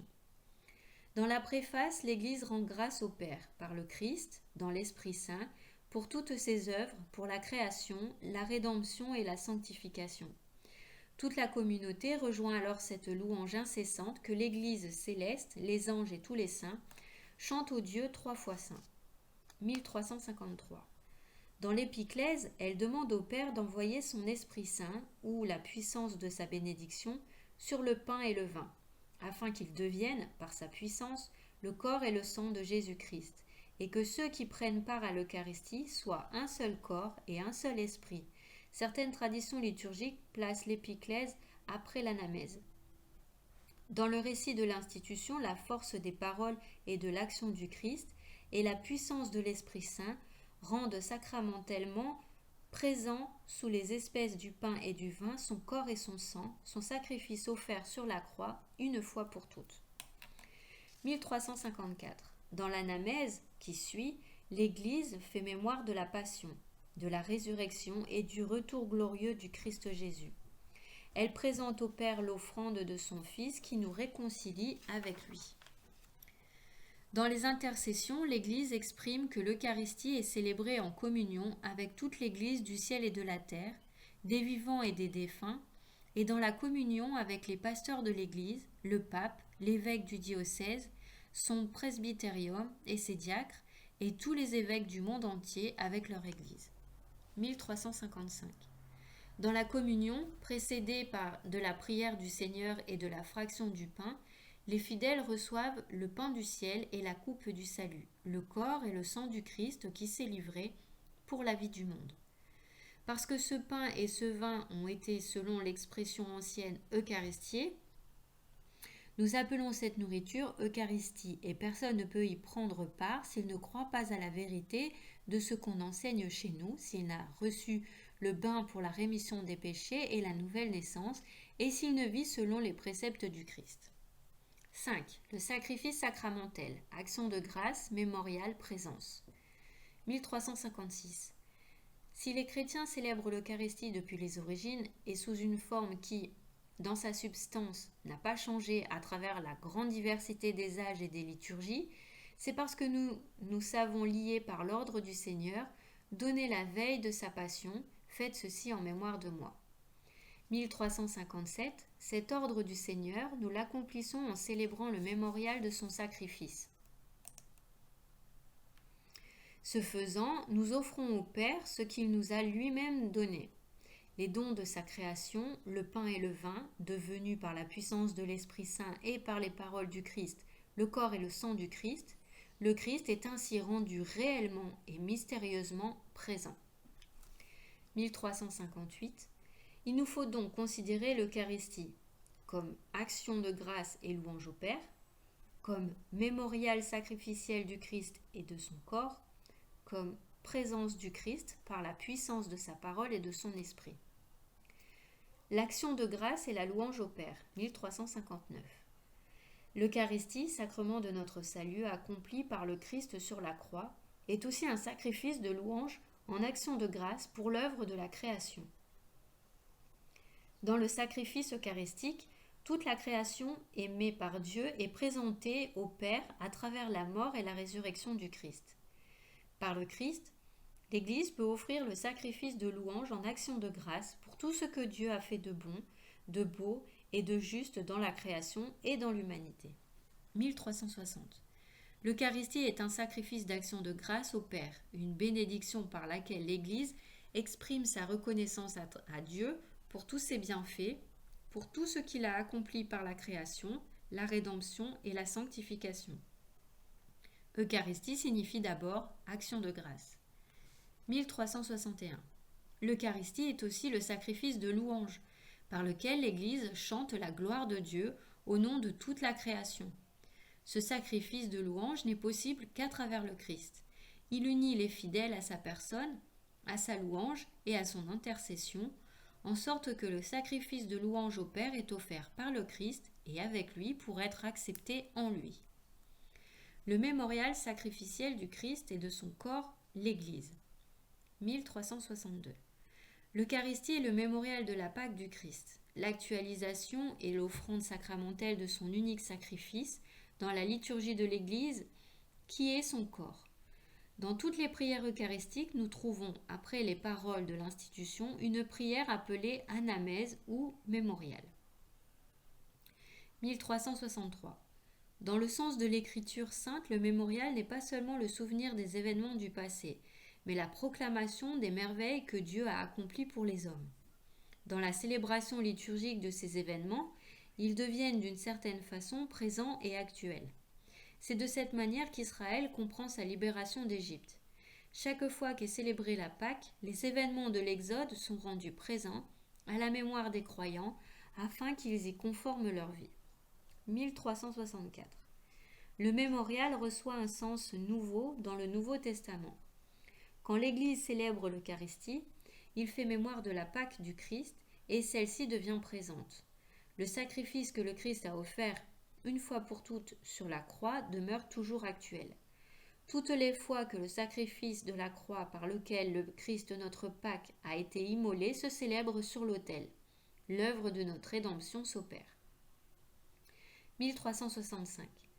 Parce qu'elle est mémorial de la Pâque du Christ, l'Eucharistie est aussi un sacrifice. Le caractère sacrificiel de l'Eucharistie est manifesté dans les paroles mêmes de l'institution. Ceci est mon corps qui va être donné pour vous. Et cette coupe est la nouvelle alliance en mon sang qui va être versée pour vous.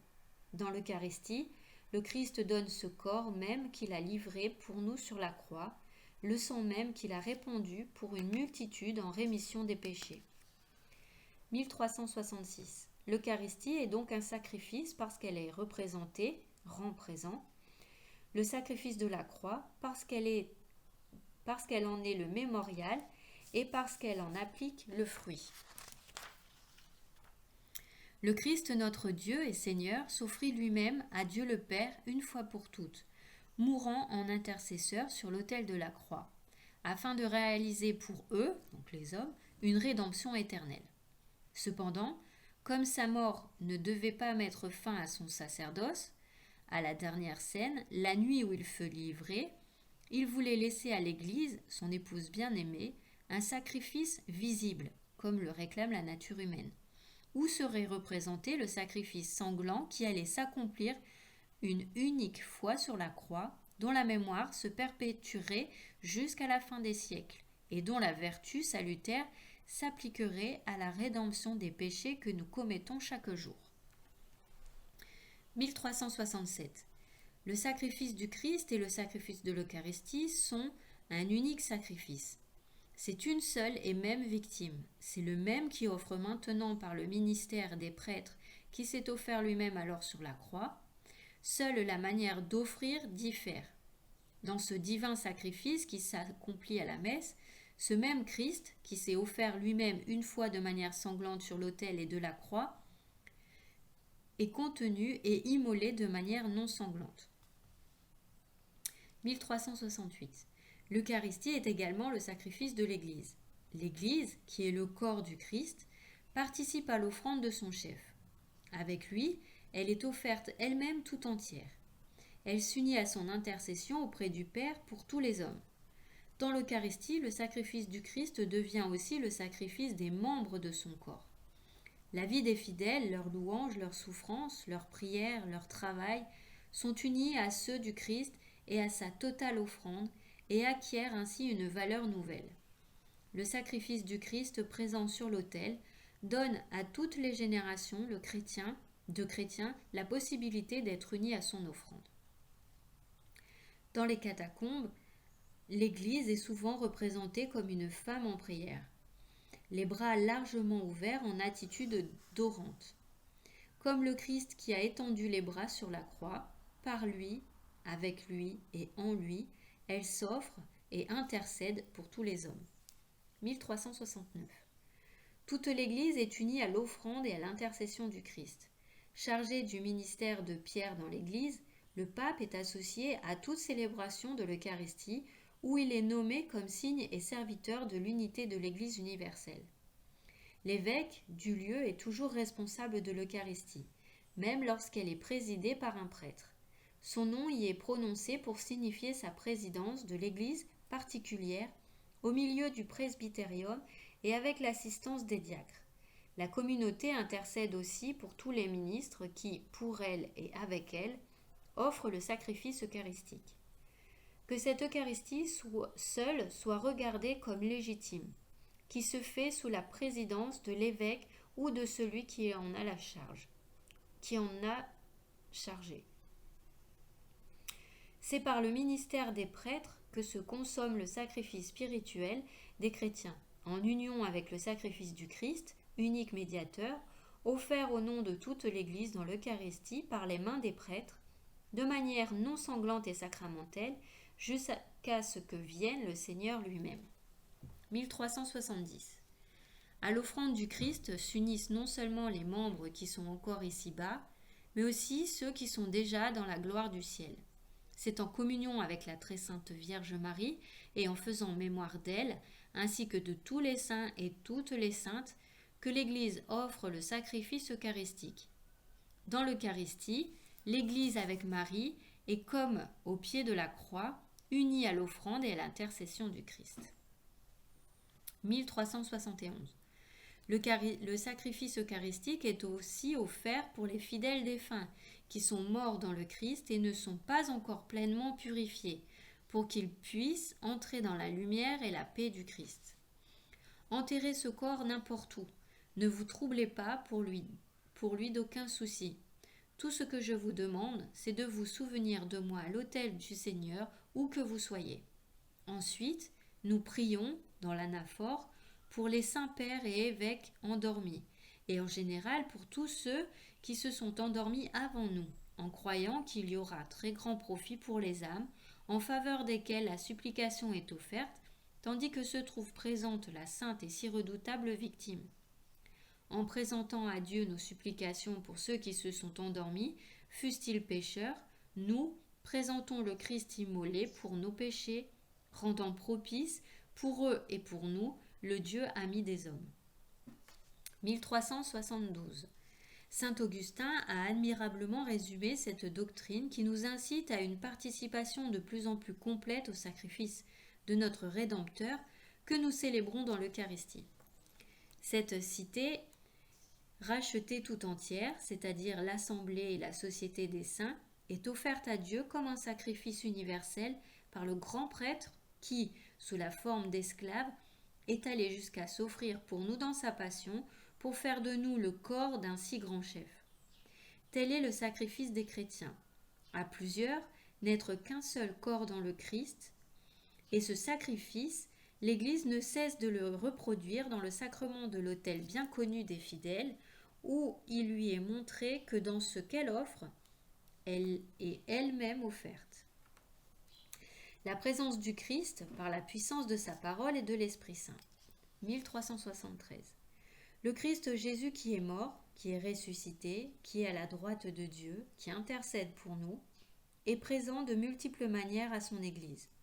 Dans sa parole, dans la prière de son Église, là où 2 ou 3 sont rassemblés en mon nom, dans les pauvres, les malades, les prisonniers, dans ces sacrements dont il est l'auteur, dans le sacrifice de la messe et en la personne du ministre, mais au plus haut point, il est présent sous les espèces eucharistiques. 1374. Le mode de présence du Christ sous les espèces eucharistiques est unique. Il élève l'Eucharistie au-dessus de tous les sacrements et en fait, comme la perfection de la vie spirituelle et la fin à laquelle tendent tous les sacrements. Dans le très saint sacrement de l'Eucharistie sont contenus vraiment, réellement et substantiellement le corps et le sang conjointement avec l'âme et la divinité de notre Seigneur Jésus-Christ et, par conséquent, le Christ tout entier.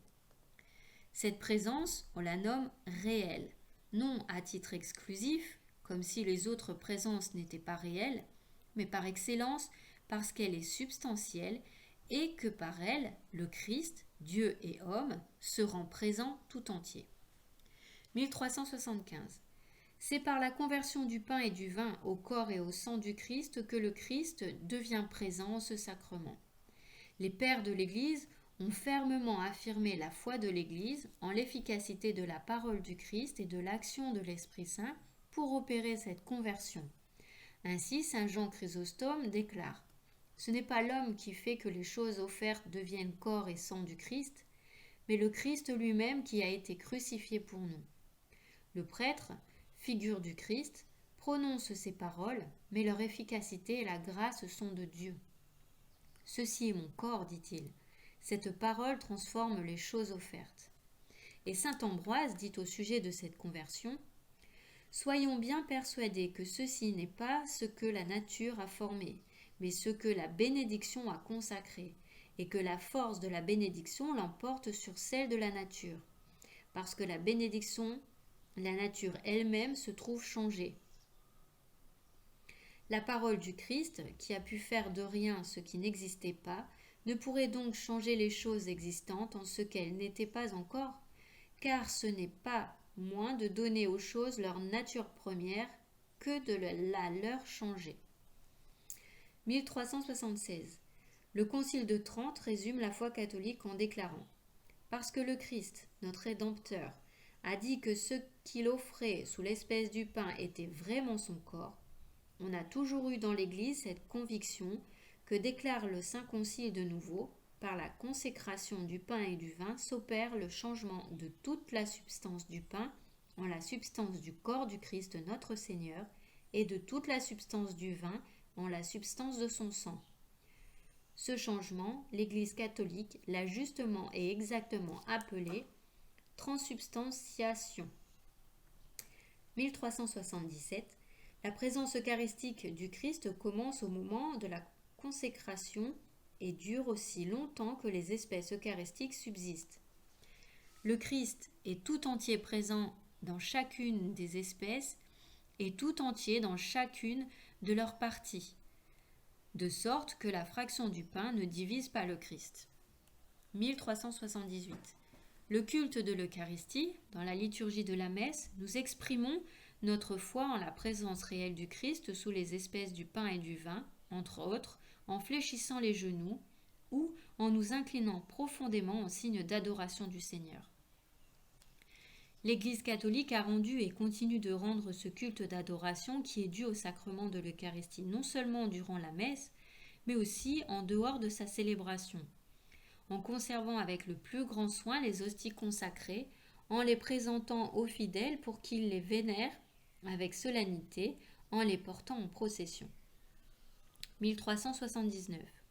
La sainte réserve, le tabernacle, était d'abord destinée à garder dignement l'Eucharistie pour qu'elle puisse être portée aux malades et aux absents en dehors de la messe.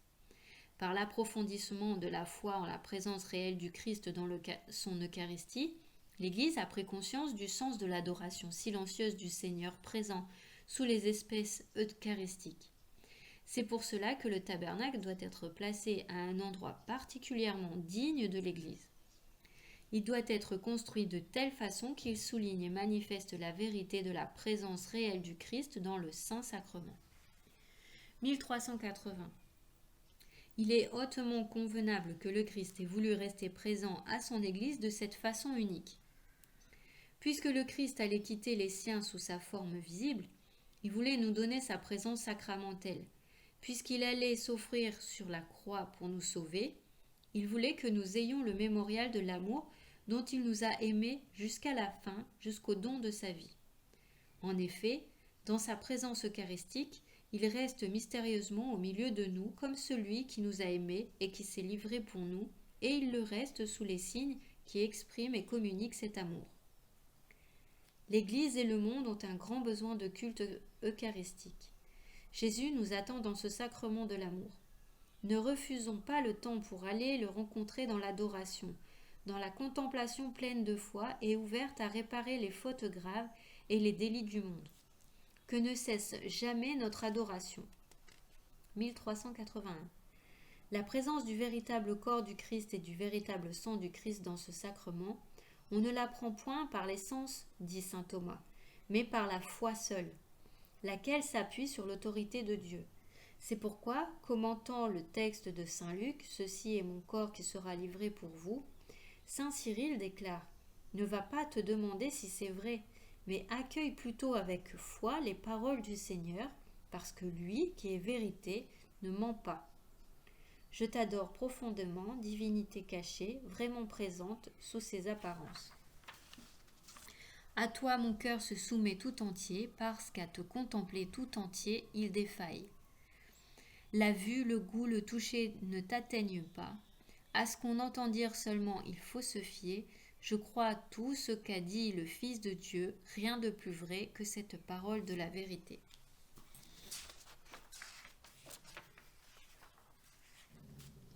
« 6. Le banquet pascal, 1382.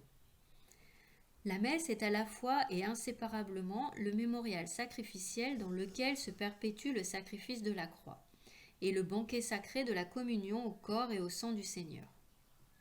Mais la célébration du sacrifice eucharistique est tout orientée vers l'union intime des fidèles au Christ par la communion. Communier, c'est recevoir le Christ lui-même qui s'est offert pour nous. 1383. L'autel, autour duquel l'Église est rassemblée dans la célébration de l'Eucharistie, représente les deux aspects d'un même mystère. L'autel du sacrifice est la table du Seigneur, et ceci d'autant plus que l'autel chrétien est le symbole du Christ lui-même, présent au milieu de l'assemblée de ses fidèles, à la fois comme la victime offerte pour notre réconciliation et comme aliment céleste qui se donne à nous. Qu'est-ce en effet que l'autel du Christ, sinon l'image du corps et du Christ ? Dit saint Ambroise et ailleurs, l'autel représente le corps du Christ et le corps du Christ est sur l'autel. La liturgie exprime cette unité du sacrifice et de la communion dans de nombreuses pièces. Ainsi, l'Église de Rome prie dans son anaphore. Nous t'en supplions, Dieu Tout-Puissant, que cette offrande soit portée par ton ange en présence de ta gloire sur ton autel céleste, afin qu'en recevant ici par notre communion à l'autel le corps et le sang de ton Fils, nous soyons comblés de ta grâce et de tes bénédictions. Prenez et mangez-en tous, la communion, 1384. Le Seigneur nous adresse une invitation pressante à le recevoir dans le sacrement de l'Eucharistie. En vérité, je vous le dis, si vous ne mangez la chair du Fils de l'homme et ne buvez son sang, vous n'aurez pas la vie en vous. 1385. Pour répondre à cette invitation, nous devons nous préparer à ce moment si grand et si saint. Saint Paul exhorte à un examen de conscience. Quiconque mange ce pain ou boit cette coupe du Seigneur indignement aura à répondre du corps et du sang du Seigneur. Que chacun donc s'éprouve soi-même et qu'il mange alors de ce pain et boive de cette coupe, car celui qui mange et boit sa propre condamnation s'il n'y discerne le corps. Celui qui est conscient d'un péché grave doit recevoir le sacrement de la réconciliation avant d'accéder à la communion. 1386. Devant la grandeur de ce sacrement, le fidèle ne peut que reprendre humblement et avec une foi ardente la parole du centurion. Seigneur, je ne suis pas digne de te recevoir, mais dis seulement une parole et je serai guéri. Et dans la divine liturgie de Saint Jean Chrysostome, les fidèles prient dans le même esprit. À ta scène mystique, fais-moi communier aujourd'hui, ô Fils de Dieu, car je ne dirai pas le secret à tes ennemis, ni ne te donnerai le baiser de Judas, mais comme le larron, je te crie, souviens-toi de moi, Seigneur, dans ton royaume. 1387. Pour se préparer convenablement à recevoir ce sacrement, les fidèles observeront le jeûne prescrit dans leur église. L'attitude corporelle, gestes, vêtements, traduira le respect, la solennité, la joie de ce moment où le Christ devient notre hôte. 1388. Il est conforme au sens même de l'Eucharistie que les fidèles, s'ils ont les dispositions requises, communient chaque fois qu'ils participent à la messe. Il est vivement recommandé aux fidèles de participer à la messe de façon plus parfaite en recevant aussi, après la communion du prêtre, le corps du Seigneur du même sacrifice. 1389. L'Église fait obligation aux fidèles de participer les dimanches et les jours de fête à la divine liturgie et de recevoir au moins une fois par an l'Eucharistie, si possible au temps pascal, préparée par le sacrement de la réconciliation. Mais l'Église recommande vivement aux fidèles de recevoir la Sainte Eucharistie les dimanches et les jours de fête, ou plus souvent encore, même tous les jours. 1390. Grâce à la présence sacramentelle du Christ sous chacune des espèces, la communion à la seule espèce du pain permet de recevoir tout le fruit de grâce de l'Eucharistie. Pour des raisons pastorales, cette manière de communier s'est légitimement établie comme la plus habituelle dans le rite latin. La Sainte Communion réalise plus pleinement sa forme de signe lorsqu'elle se fait sous les deux espèces, car sous cette forme, le signe du banquet eucharistique est mis plus pleinement en lumière. C'est la forme habituelle de communier dans les rites orientaux. Les fruits de la communion, 1391. La communion accroît notre union au Christ. Recevoir l'Eucharistie dans la communion porte comme fruit principal l'union intime au Christ Jésus. Le Seigneur dit en effet : « Qui mange ma chair et boit mon sang demeure en moi et moi en lui. » La vie en Christ trouve son fondement dans le banquet eucharistique. De même qu'envoyé par le Père qui est vivant, moi je vis par le Père, de même celui qui me mange vivra lui aussi par moi. Lorsque dans les fêtes du Seigneur les fidèles reçoivent le corps du Fils, ils proclament les uns aux autres la bonne nouvelle que les arts de la vie sont donnés, comme lorsque l'ange dit à Marie de Magdala : « Le Christ est ressuscité. Voici que maintenant aussi la vie et la résurrection sont conférées à celui qui reçoit le Christ. » 1392. Ce que l'aliment matériel produit dans notre vie corporelle, la communion le réalise de façon admirable dans notre vie spirituelle. La communion à la chair du Christ ressuscité, vivifiée par l'Esprit Saint et vivifiante, conserve, accroît et renouvelle la vie de grâce reçue au baptême. Cette croissance de la vie chrétienne a besoin d'être nourrie par la communion eucharistique, le pain de notre pèlerinage, jusqu'au moment de la mort où il nous sera donné comme viatique. 1397. La communion nous sépare du péché. Le corps du Christ que nous recevons dans la communion est livré pour nous et le sang que nous buvons est versé pour la multitude en rémission des péchés. C'est pourquoi l'Eucharistie ne peut pas nous unir au Christ sans nous purifier en même temps des péchés commis et nous préserver des péchés futurs. Chaque fois que nous le recevons, nous annonçons la mort du Seigneur. Si nous annonçons la mort du Seigneur, nous annonçons la rémission des péchés. Si chaque fois que son sang est répandu, il est répandu pour la rémission des péchés, je dois toujours le recevoir pour que toujours il remette mes péchés. Moi qui pêche toujours, je dois avoir toujours un remède. 1397. Comme la nourriture corporelle sert à restaurer la perte des forces, l'Eucharistie fortifie la charité qui, dans la vie quotidienne, tend à s'affaiblir. Et cette charité vivifiée efface les péchés véniels. En se donnant à nous, le Christ ravive notre amour et nous rend capables de rompre les attachements désordonnés aux créatures et de nous enraciner en lui. Puisque le Christ est mort pour nous par amour, lorsque nous faisons mémoire de sa mort au moment du sacrifice, nous demandons que l'amour nous soit accordé par la venue du Saint-Esprit. Nous prions humblement qu'en vertu de cet amour, par lequel le Christ a voulu mourir pour nous, nous aussi, en recevant la grâce du Saint-Esprit, nous puissions considérer le monde comme crucifié pour nous et être nous-mêmes crucifiés pour le monde. Ayant reçu le don de l'amour, mourons au péché et vivons pour Dieu. 1395. Par la même charité qu'elle allume en nous, l'Eucharistie nous préserve des péchés mortels futurs. Plus nous participons à la vie du Christ, et plus nous progressons dans son amitié, plus il nous est difficile de rompre avec lui par le péché mortel. L'Eucharistie n'est pas ordonnée au pardon des péchés mortels. Ceci est propre au sacrement de la réconciliation. Le propre de l'Eucharistie est d'être le sacrement de ceux qui sont dans la pleine communion de l'Église. 1396. L'unité du corps mystique, l'Eucharistie fait l'Église. Ceux qui reçoivent l'Eucharistie sont unis plus étroitement au Christ. Par là même, le Christ les unit à tous les fidèles en un seul corps, l'Église. La communion renouvelle, fortifie, approfondit cette incorporation à l'Église déjà réalisée par le baptême. Dans le baptême, nous avons été appelés à ne faire qu'un seul corps. L'Eucharistie réalise cet appel. La coupe de bénédiction que nous bénissons n'est-elle pas communion au sang du Christ ? Le pain que nous rompons n'est-il pas communion au corps du Christ? Puisqu'il n'y a qu'un pain, à nous tous, nous ne formons qu'un corps, car tous nous avons part à ce pain unique. Si vous êtes le corps du Christ et ses membres, c'est votre sacrement qui est placé sur la table du Seigneur. Vous recevez votre sacrement. Vous répondez Amen. Oui, c'est vrai. À ce que vous recevez, et vous y souscrivez en répondant, tu entends ce mot, le corps du Christ, et tu réponds Amen. Sois donc un membre du Christ pour que soit vrai ton Amen. 1397.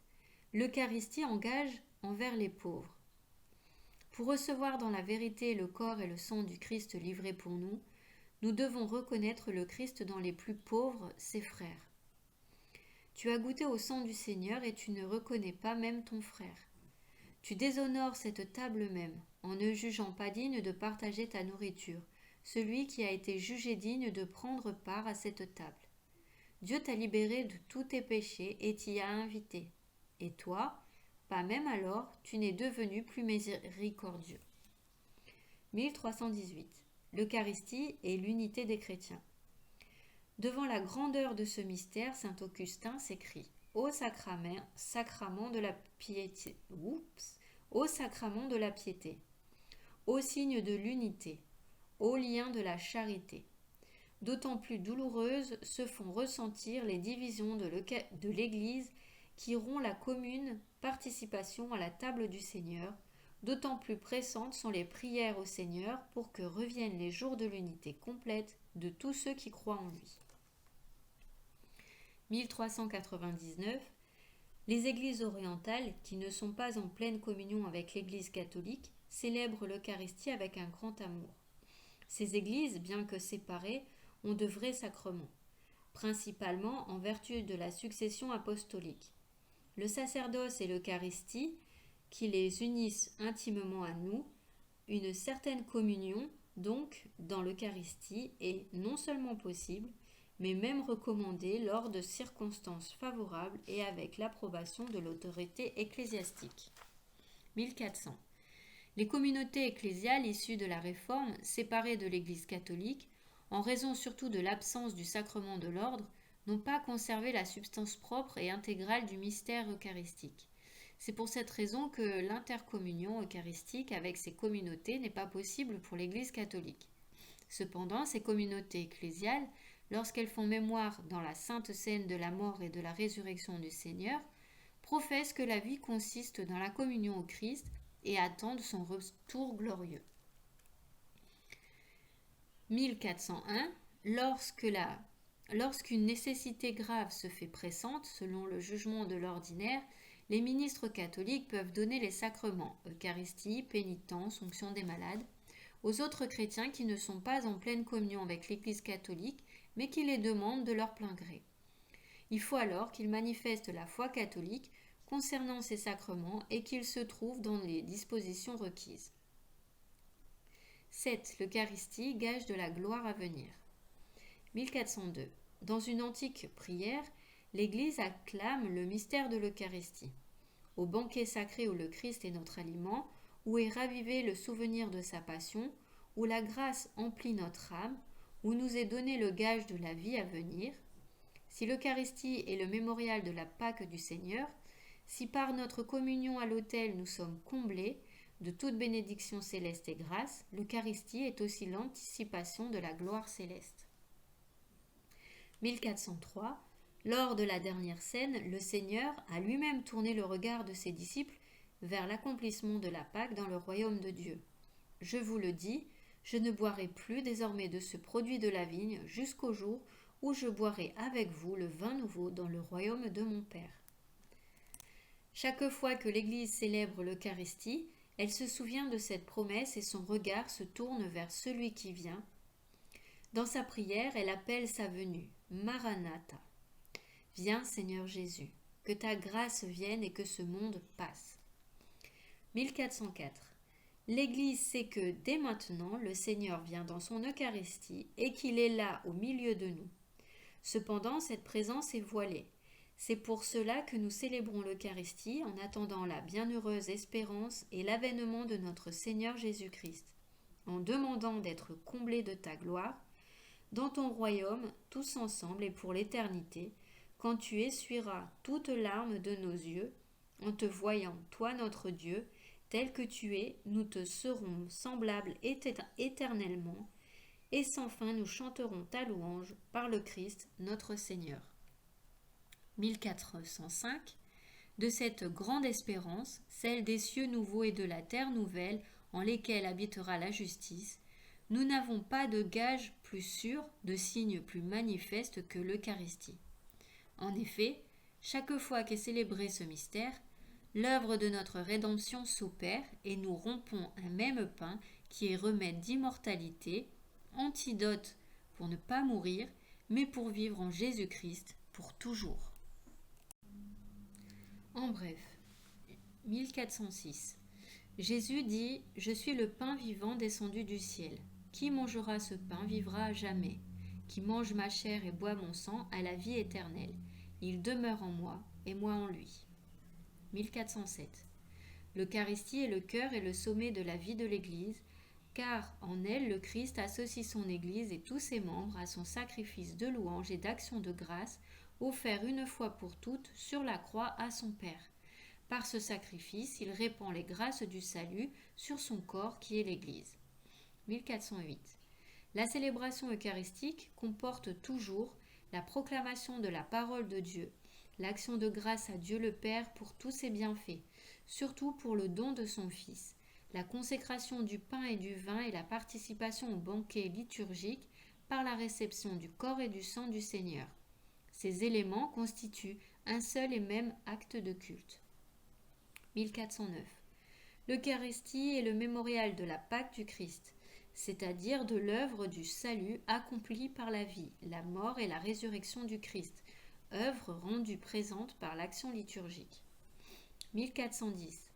C'est le Christ lui-même, grand prêtre éternel de la Nouvelle Alliance, qui, agissant par le ministère des prêtres, offre le sacrifice eucharistique. Et c'est encore le même Christ, réellement présent sous les espèces du pain et du vin, qui est l'offrande du sacrifice eucharistique. 1411. Seuls les prêtres validement ordonnés peuvent présider l'Eucharistie et consacrer le pain et le vin pour qu'ils deviennent le corps et le sang du Seigneur. 1412. Les signes essentiels du sacrement eucharistique sont le pain de blé et le vin du vignoble, sur lesquels est invoquée la bénédiction de l'Esprit Saint, et le prêtre prononce les paroles de la consécration dite par Jésus pendant la dernière scène. « Ceci est mon corps livré pour vous, ceci est la coupe de mon sang. » 1413. Par la consécration s'opère la transsubstantiation du pain et du vin dans le corps et le sang du Christ. Sous les espèces consacrées du pain et du vin, le Christ lui-même, vivant et glorieux, est présent de manière vraie, réelle et substantielle, son corps et son sang avec son âme et sa divinité. 1414. En tant que sacrifice, l'Eucharistie est aussi offerte en réparation des péchés des vivants et des défunts et pour obtenir de Dieu des bienfaits spirituels ou temporels. 1415. Celui qui veut recevoir le Christ dans la communion eucharistique doit se trouver en état de grâce. Si quelqu'un a conscience d'avoir péché mortellement, il ne doit pas accéder à l'Eucharistie sans avoir reçu préalablement l'absolution dans le sacrement de pénitence. 1416. La Sainte Communion au corps et au sang du Christ accroît l'union du communiant avec le Seigneur, lui remet les péchés véniels et le préserve des péchés graves. Puisque les liens de charité entre le communiant et le Christ sont renforcés, la réception de ce sacrement renforce l'unité de l'Église, corps mystique du Christ. 1417. L'Église recommande vivement aux fidèles de recevoir la Sainte Communion chaque fois qu'ils participent à la célébration de l'Eucharistie. Elle leur en fait obligation au moins une fois par an.